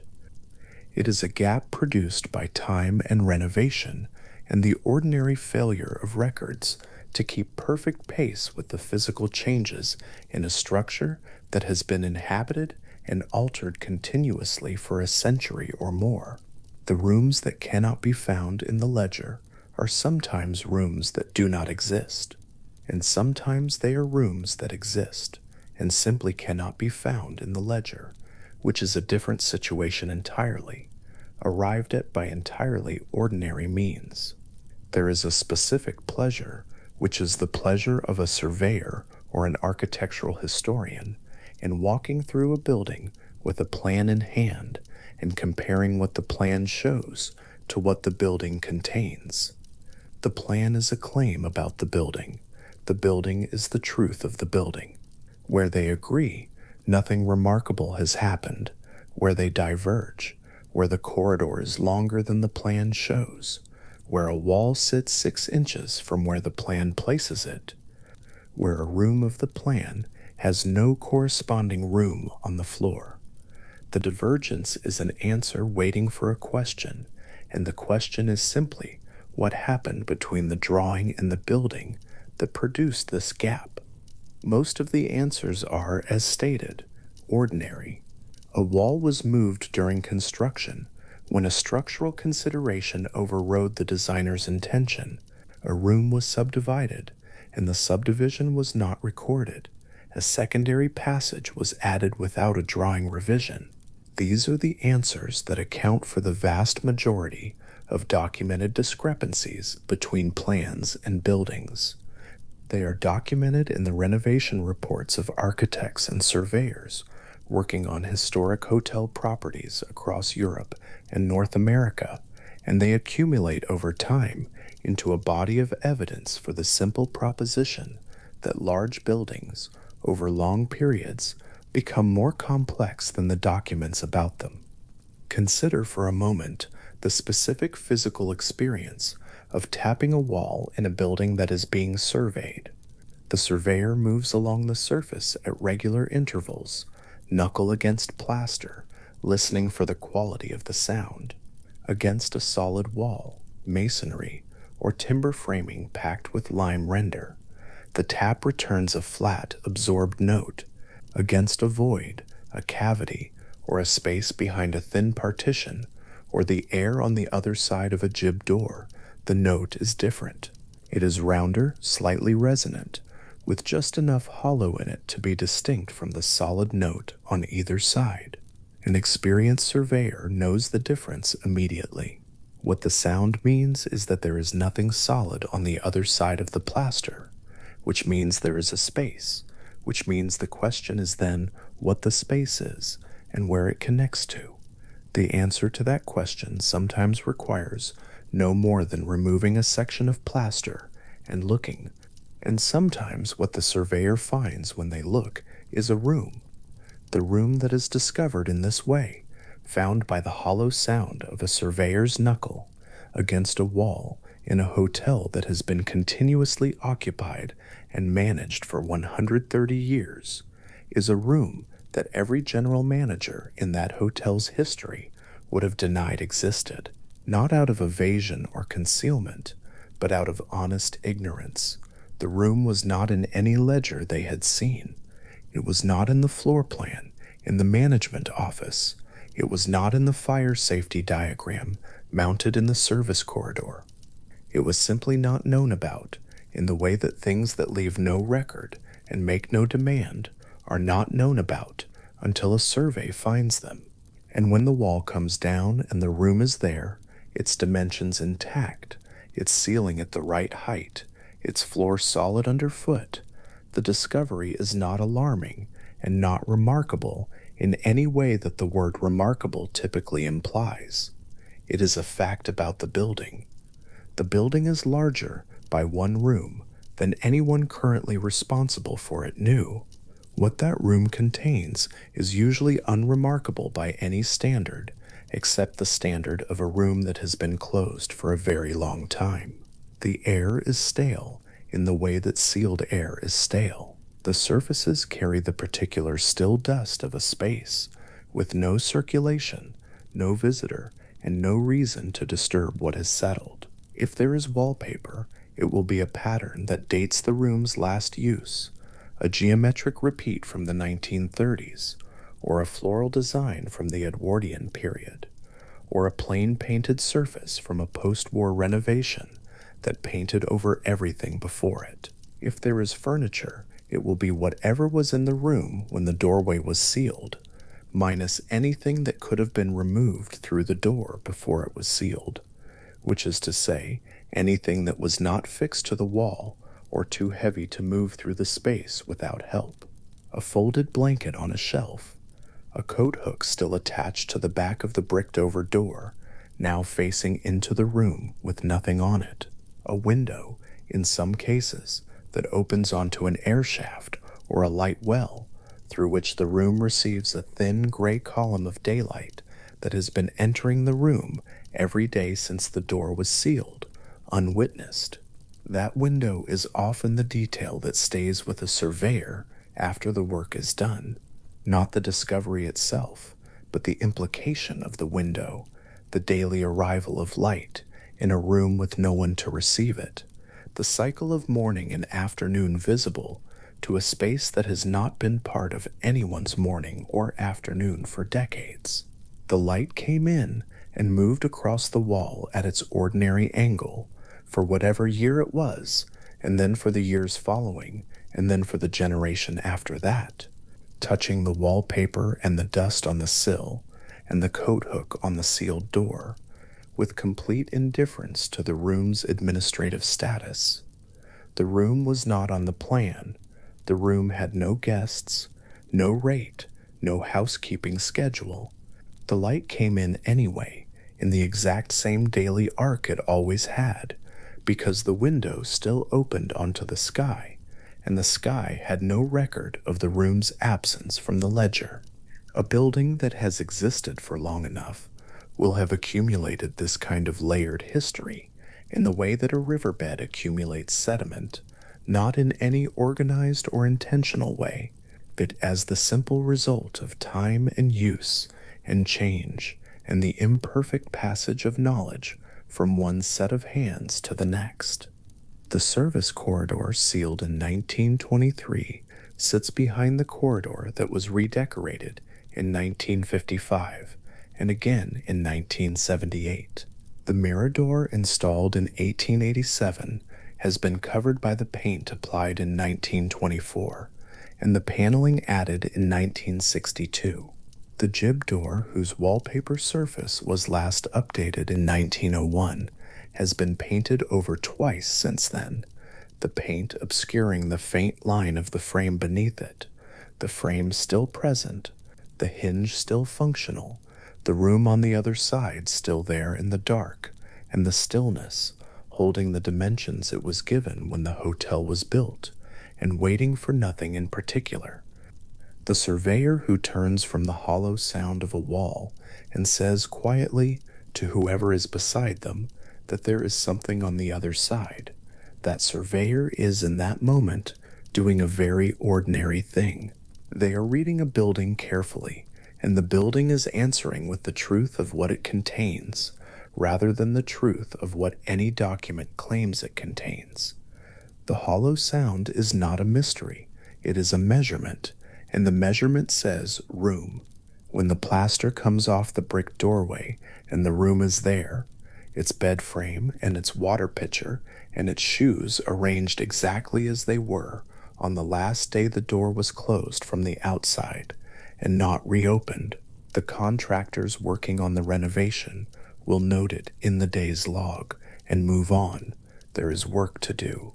The discovery of a sealed room in a historic hotel is interesting, genuinely interesting, the kind of thing a person tells their family about over dinner that evening. But it is not unusual enough to stop the work for long. The room will be measured and photographed, and its contents will be cataloged, and the question of what to do with the space will be added to the renovation plan and addressed in due course.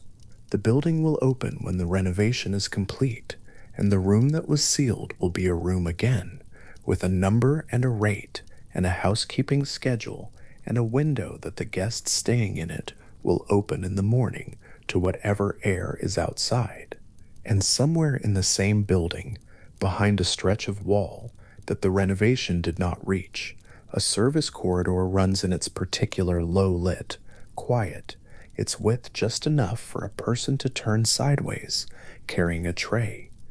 And the sounds of whatever the building has become come through the shared wall in a muffled, continuous murmur, and the passage is simply still there, as it has been since the building was first raised. The light at the end of the cord moves slightly when a door somewhere opens or closes. The plaster holds its silence. The building is larger on the inside than its plans suggest, by exactly the amount that the plans have not kept pace with it, and that amount is, in any building of sufficient age, more than anyone currently responsible for the building is likely to know. When the surveyor's knuckle finds the hollow note in the plaster, and the note returns a round and slightly resonant sound, and the surveyor pauses and taps again, to be certain the building is simply answering honestly, the way buildings answer, in the facts of what they contain, unhurried and with no particular concern for whether the answer matches the documents. The wooden step of a traditional Japanese inn sits just below the level of the sliding paper screen, worn smooth at its center by the weight of many arrivals, its grain darkened where hands have rested against the door frame for balance. Between the outside world and the interior, there is a space, not quite a room, not quite a corridor, neither the journey behind nor the shelter ahead. It is the step itself, and the pause at the screen, and the particular quality of the air in that narrow gap where the cold of the evening has not yet given way to the warmth inside. This space has a name. In Japanese, it is called ma. Ma does not translate cleanly into any single English word.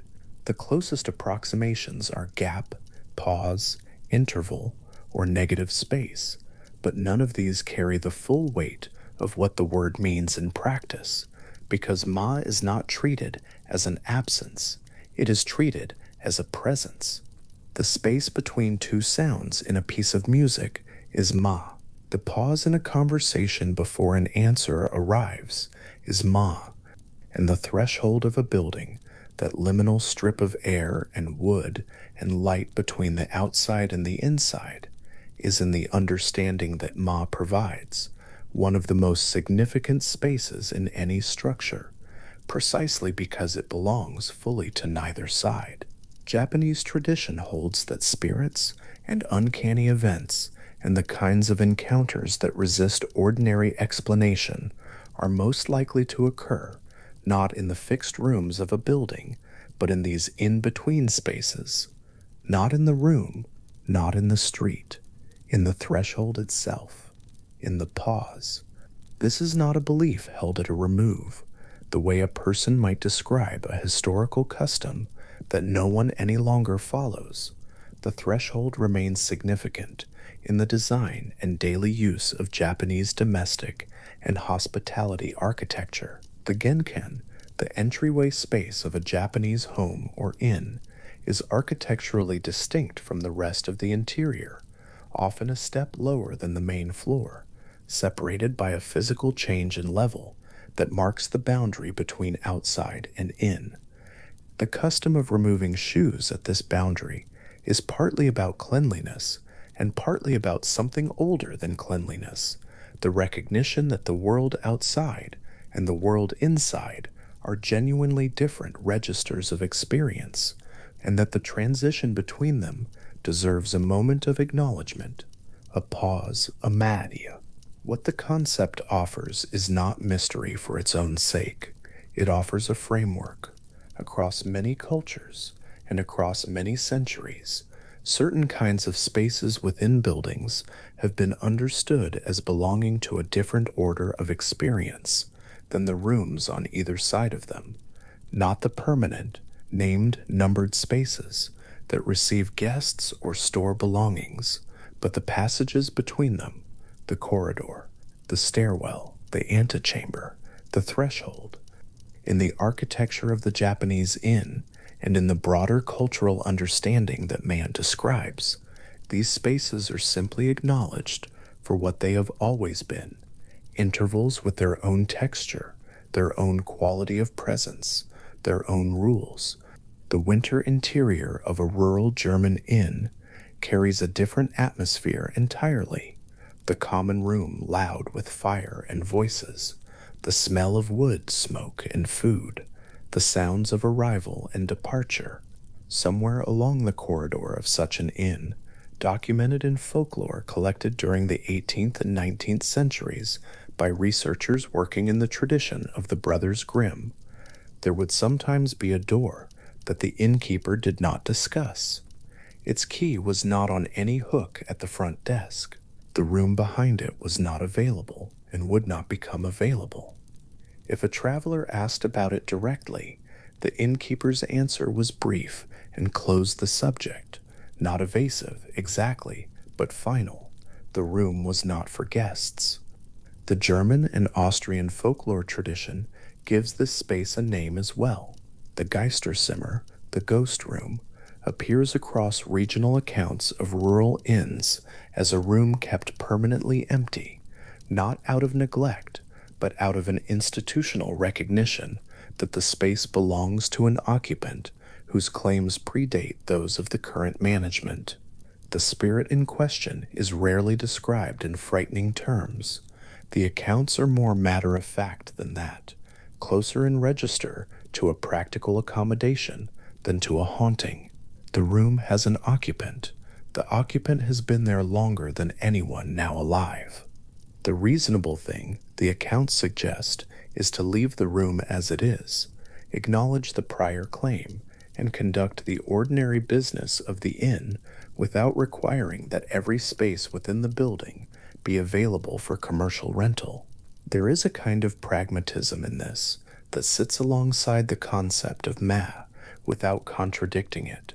Both traditions locate significance in the space that is set apart, held outside ordinary use, understood to belong to a category of experience that the everyday transactions of the building do not govern. The Geisterzimmer is not a failed room, or a broken one, or one that management has simply forgotten.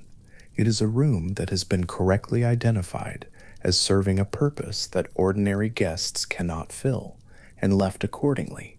The folklore is not a record of terror. It is a record of institutional common sense applied to an uncommon situation. Across folk traditions gathered from different regions of Germany and the German-speaking parts of Austria, the Geisterzimmer appears in accounts that are notably consistent in their emotional register. The innkeeper is not frightened. The travelers who hear about the room are curious, occasionally, but not disturbed. The room itself is simply there, at the end of the corridor, or up the back stair, its door closed, and its key absent from the rack, a permanent fixture of the inn's interior geography that everyone connected with the building has simply come to understand. Researchers cataloging these accounts have noted that the Geisterzimmer appears across a wide enough geographic and temporal range to suggest not a single origin story, but a widely distributed cultural agreement. The recognition that some rooms in some buildings are simply not available to the usual economy of hospitality, and that accepting this is the sensible response. The road in the Russian interior is a different kind of threshold, long and straight across a landscape that changes slowly. Birch trees, open fields, frozen ground in the colder months. It places the traveler in a condition of extended transition, neither at the point of departure nor at the destination, suspended in the interval between them. Russian folklore collected systematically by 19th century ethnographer Alexander Afanasiev contains accounts in which travelers moving through exactly this kind of landscape find shelter for the night at a roadside inn, sleep there, accept the hospitality of the place, and then discover on return that the inn has never existed. The building is gone. The field or forest that occupies its location shows no sign that any structure has ever stood there. The traveler is left with the memory of warmth and shelter in a place where there is now only frost-pale grass or unbroken snow. Folklorists reading these accounts have connected the disappearing roadside inn to a concept called nav, the realm of the dead, understood in certain Slavic traditions as a world running parallel to the living world, occupying the same landscape, but at a remove that the living ordinarily cannot cross. The inn that disappears in this interpretation is not a place that was never real. It is a place that belongs to the other order, that existed long enough to shelter the traveler, and then receded back into the domain from which it briefly emerged. The hospitality was genuine. The shelter was real. The inn simply does not belong to the world the traveler moves through in daylight. What is worth holding on to in these accounts is not the supernatural explanation, which belongs to the cultural vocabulary of a particular time and place, but the underlying observation that certain spaces appear available when a traveler needs them and prove unavailable or entirely absent when that need has been met. The accounts in Afanasiev's collection are not always narrated as eerie.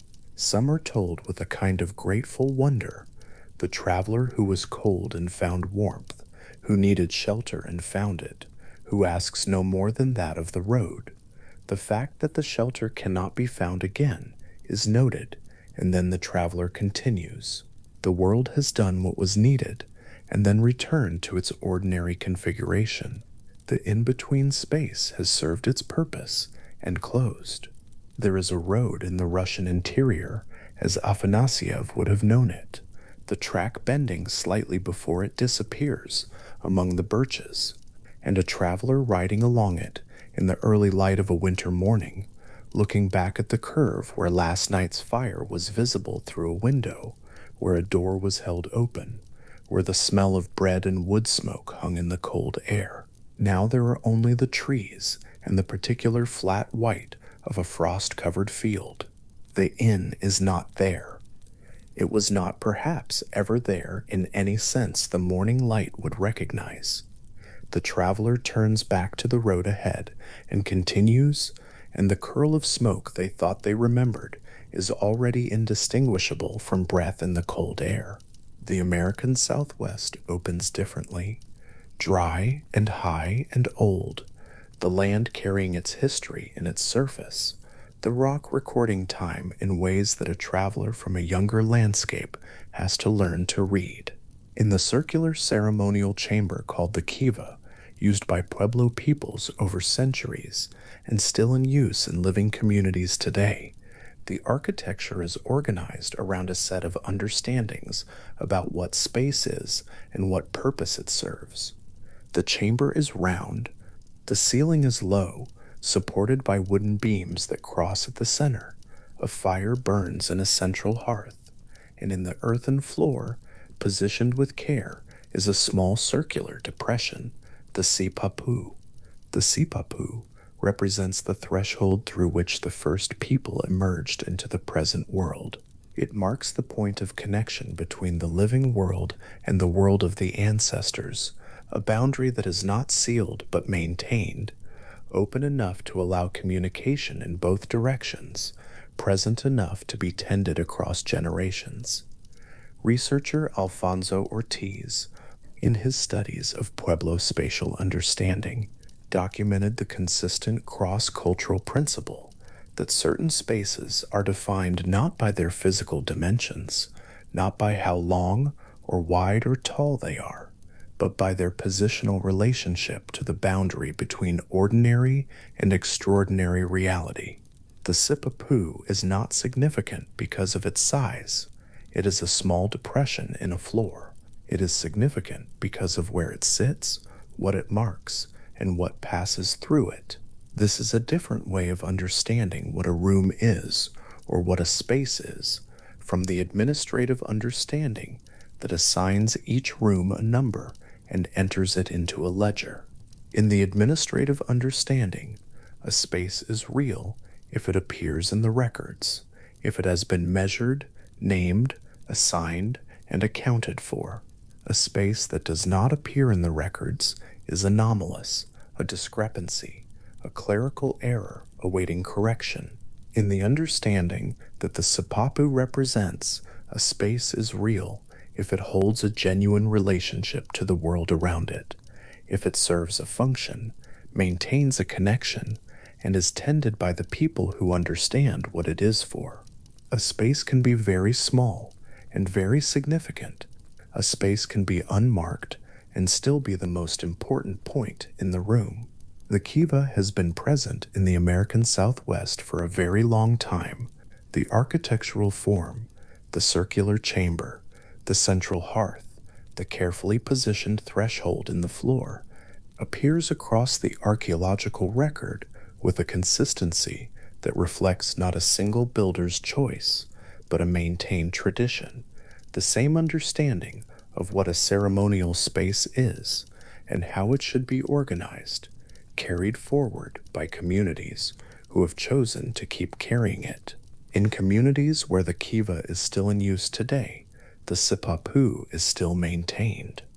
The small depression in the earthen floor is kept clear, its edges worn smooth by generations of hands and feet that have moved past it, recognize it by touch as well as by sight. It is not a relic. It is still a threshold, still tended, still doing what it has always done. What Ortiz observed, and what the kiva illustrates clearly enough to carry past any cultural distance, is that the category of space that is a boundary is not a local or temporary human invention. It recurs. Different cultures, working from different premises, arriving at different explanatory frameworks, return again and again to the same observation that certain spaces within a building or landscape are defined by their relationship to something else, to an outside, to an ancestor, to a parallel world, to the in-between, and that this relationship makes them different in kind from the spaces that are simply rooms.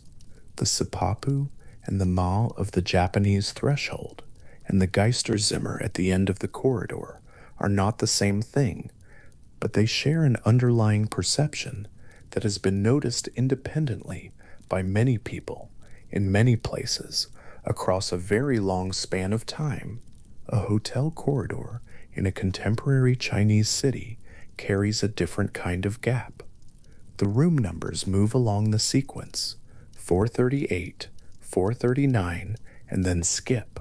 The next door reads 450. Between these numbers, where 440 through 449 would fall in an uninterrupted sequence, there is nothing. No door, no gap in the wall. The corridor is continuous and unbroken. The missing numbers are simply absent, not marked, not explained, present only in the counting mind of a traveler who notices that something is not there that the sequence suggests should be. The reason is well known in Chinese hospitality culture and extends well beyond it. The word for four in Mandarin C sounds close enough to the word for death that buildings throughout China and across much of East Asia, where similar phonetic logic applies, routinely omit room numbers, floor numbers, and any other designation built from the digit 4. The superstition is widely practiced and unremarkable to those who work within it. A hotel with no rooms numbered in the 40s is not a hotel with a mystery. It is a hotel whose management has made a standard, practical accommodation to a widely held belief.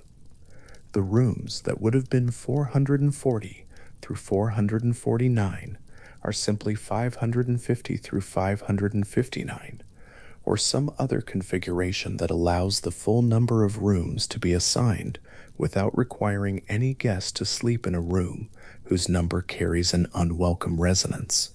The walls are all present. The building is complete. The gap is only in the numbering. Chinese ghost hotel legends, studied by researchers including Com Louis in analyses of Chinese popular culture, carry a motif that sits interestingly alongside this practice. In these stories, a guest is assigned to a room, sleeps there, and then discovers on return or departure that the staff deny having rented that room. The room appears differently configured on a second visit. It cannot be found in any official record. The number does not appear on any floor plan.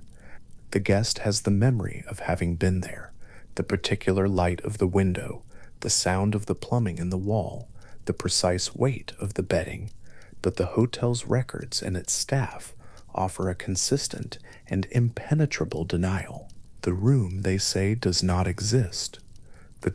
What is notable in these contemporary Chinese accounts is how closely they mirror accounts from European travel writing of a century earlier and from Russian folklore of a century before that. The specific cultural explanations differ. The architectural details are different. The languages in which the accounts are told are different in every way. But the shape of the experience is the same, a space that was available and real and occupied, and that proves afterward impossible to locate or verify. Researchers studying these cross-cultural parallels have noted that the consistency of the motif across time and geography argues for something more than transmission, for the possibility that the experience of the unfindable room is common enough and strange enough to generate its own explanatory narratives independently in multiple places, because the experience itself is real, or at least real enough to require explanation. The corridor in a large Chinese hotel at night is very quiet. The overhead lighting is steady and slightly cool, the carpet absorbing the sound of any movement. The room numbers on their little plaques are visible from several meters away, each one marking a door in the long repeating sequence. The sequence moves without interruption except where it does not, where the numbers jump and the gap passes unmarked in the continuous wall, and a traveler who has been counting without meaning to pauses for a moment locates the next number and moves on. The gap is not alarming. It is simply part of the building's interior logic, a logic that belongs to a broader understanding of what spaces should be named and what spaces are better left without a name. There is a word that appears in this context, in this and in several other traditions, that is worth turning over slowly. The word is threshold. It appears in the Sipapu, which is the threshold of the world itself. It appears in the ma of the Japanese inn's entryway, which is the threshold between outside and inside. It appears in the sealed doorway of the Geisterzimmer, which is the threshold that remains present but does not open. And it appears in the room that cannot be found again, the room that existed, that was occupied and real, and that then receded behind whatever boundary separates the available world from the world that does not respond to ordinary inquiry. A threshold is not a wall. A wall is a division, permanent and opaque, declaring that what is on one side has nothing to do with what is on the other. A threshold is a meeting point, the place where two things that are different come close enough to each other that movement between them is possible. The wooden step of the Japanese inn, the earthen floor of the kiva with its small worn depression, the door at the end of the corridor that is covered in the same wallpaper as the surrounding wall, invisible until a hand presses against it and finds the slight give of a frame beneath. These are all thresholds in the same broad sense, places where the ordinary organization of space pauses and something else becomes possible. What different cultures have understood about these thresholds has varied considerably. The mechanisms they have proposed, the spirit whose claims predate the current management, the realm of the dead running parallel to the living world, the first people emerging through the floor of the kiva, are drawn from specific traditions and specific vocabularies. But the underlying observation that certain spaces within a building hold a different kind of relationship to ordinary experience than the rooms on either side of them is not specific to any tradition. It is reported across too many contexts, in too many independent forms, to be entirely a product of any single cultural imagination. The inn in the Russian birch forest has been gone since first light. The German innkeeper's corridor has its quiet door. The Japanese threshold holds its pause. The kiva holds its careful opening. The Chinese hotel corridor numbers itself in its own practical way, accommodating in its sequence what it finds best left unaccommodated. And somewhere, across all of these, a traveler is pausing with their key in their hand, looking at a corridor that extends in both directions and finding that the room they were in is not quite where they expected it to be, or is right where it has always been, and it is only the traveler's memory of it that has shifted in the night. The question of which of these is true, the room that genuinely recedes, or the room that stays precisely where it is while the memory of it softens and shifts, is not one that any of these traditions feels required to settle definitively. The Russian accounts do not argue that the inn was only ever a memory. The Japanese understanding of Ma does not claim the threshold is occupied by a verifiable entity. The Geisterzimmer does not offer evidence for the presence it acknowledges. These traditions are not making claims that require forensic confirmation. They are making observations about the quality of certain kinds of space, observations that have been made independently in many languages across a very long time, and that the people making them have found worth preserving. Worth preserving is perhaps the phrase to rest on, a belief or an observation or a story that gets carried across generations, collected by researchers, built into the architecture of hotels and inns and ceremonial chambers, is not an accident of survival. It is a record of something noticed, something about the particular texture of in-between spaces, something about the rooms that appear when needed and cannot be found again, something about the door at the end of the corridor that the innkeeper's posture says is not available and will not be discussed. These observations have been worth keeping. They have been kept. The road in winter, the birch trees holding their pattern of white and dark across a flat expanse of cold ground, the curve ahead where the track bends out of sight among the trunks.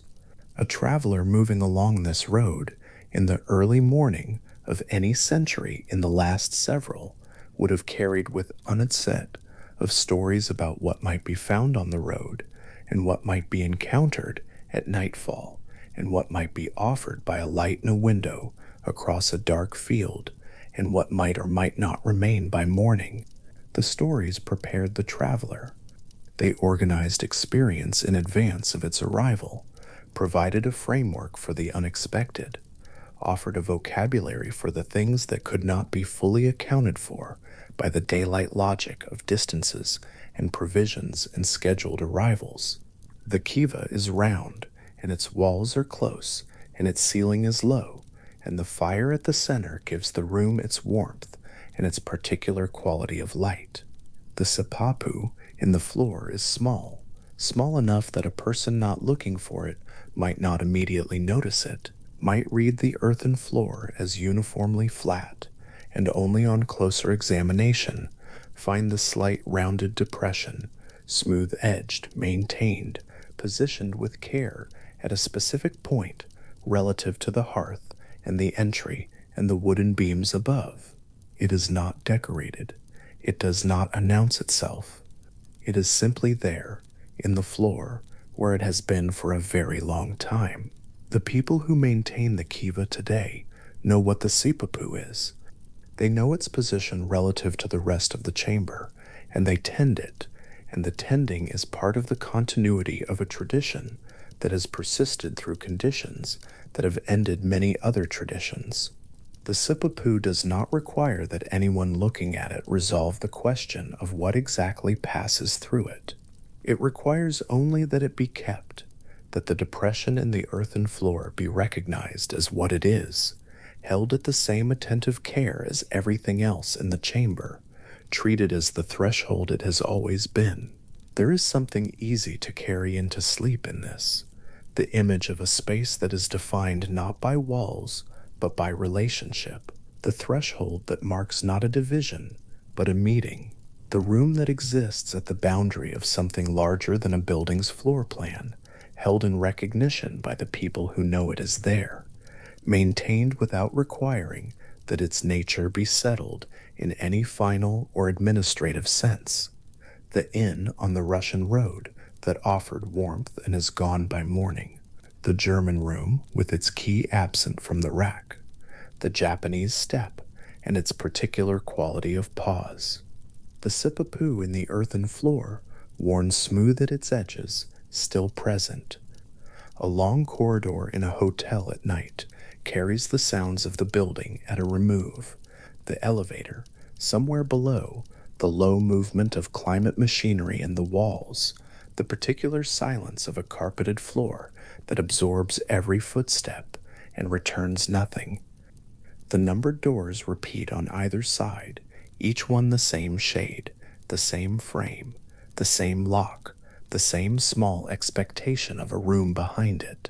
The building holds all of these rooms simultaneously, the ones that are occupied and the ones that are not, the ones that appear in every ledger, and the ones whose paperwork has accumulated gaps across successive management teams, the ones that have been assigned and cleaned and turned over 10,000 times, and the ones that have been still behind their sealed walls or their wallpapered doors. Through every season the building has seen, the world is built this way. It turns out in layers, with more present than any single plan records, with thresholds at points that maps do not always mark. The traveler with the key in their hand, the innkeeper who does not discuss the door at the end of the corridor, the researcher in the archive who finds an account so common it stops surprising, the community that has tended the same small opening in the same earthen floor for more generations than any individual within it can personally trace. All of them are working with the same observation that certain spaces hold more than their dimensions suggest, and that the response to this is not alarm but acknowledgement. The sliding paper screen of the inn is still. The space between it and the wooden step holds the last of the evening cold, thinning now as the warmth from inside spreads toward the threshold and meets it. On one side, the night road with its sounds and distances and the particular quality of open air. On the other, the interior, the light, the sound of a fire, the smell of the evening meal.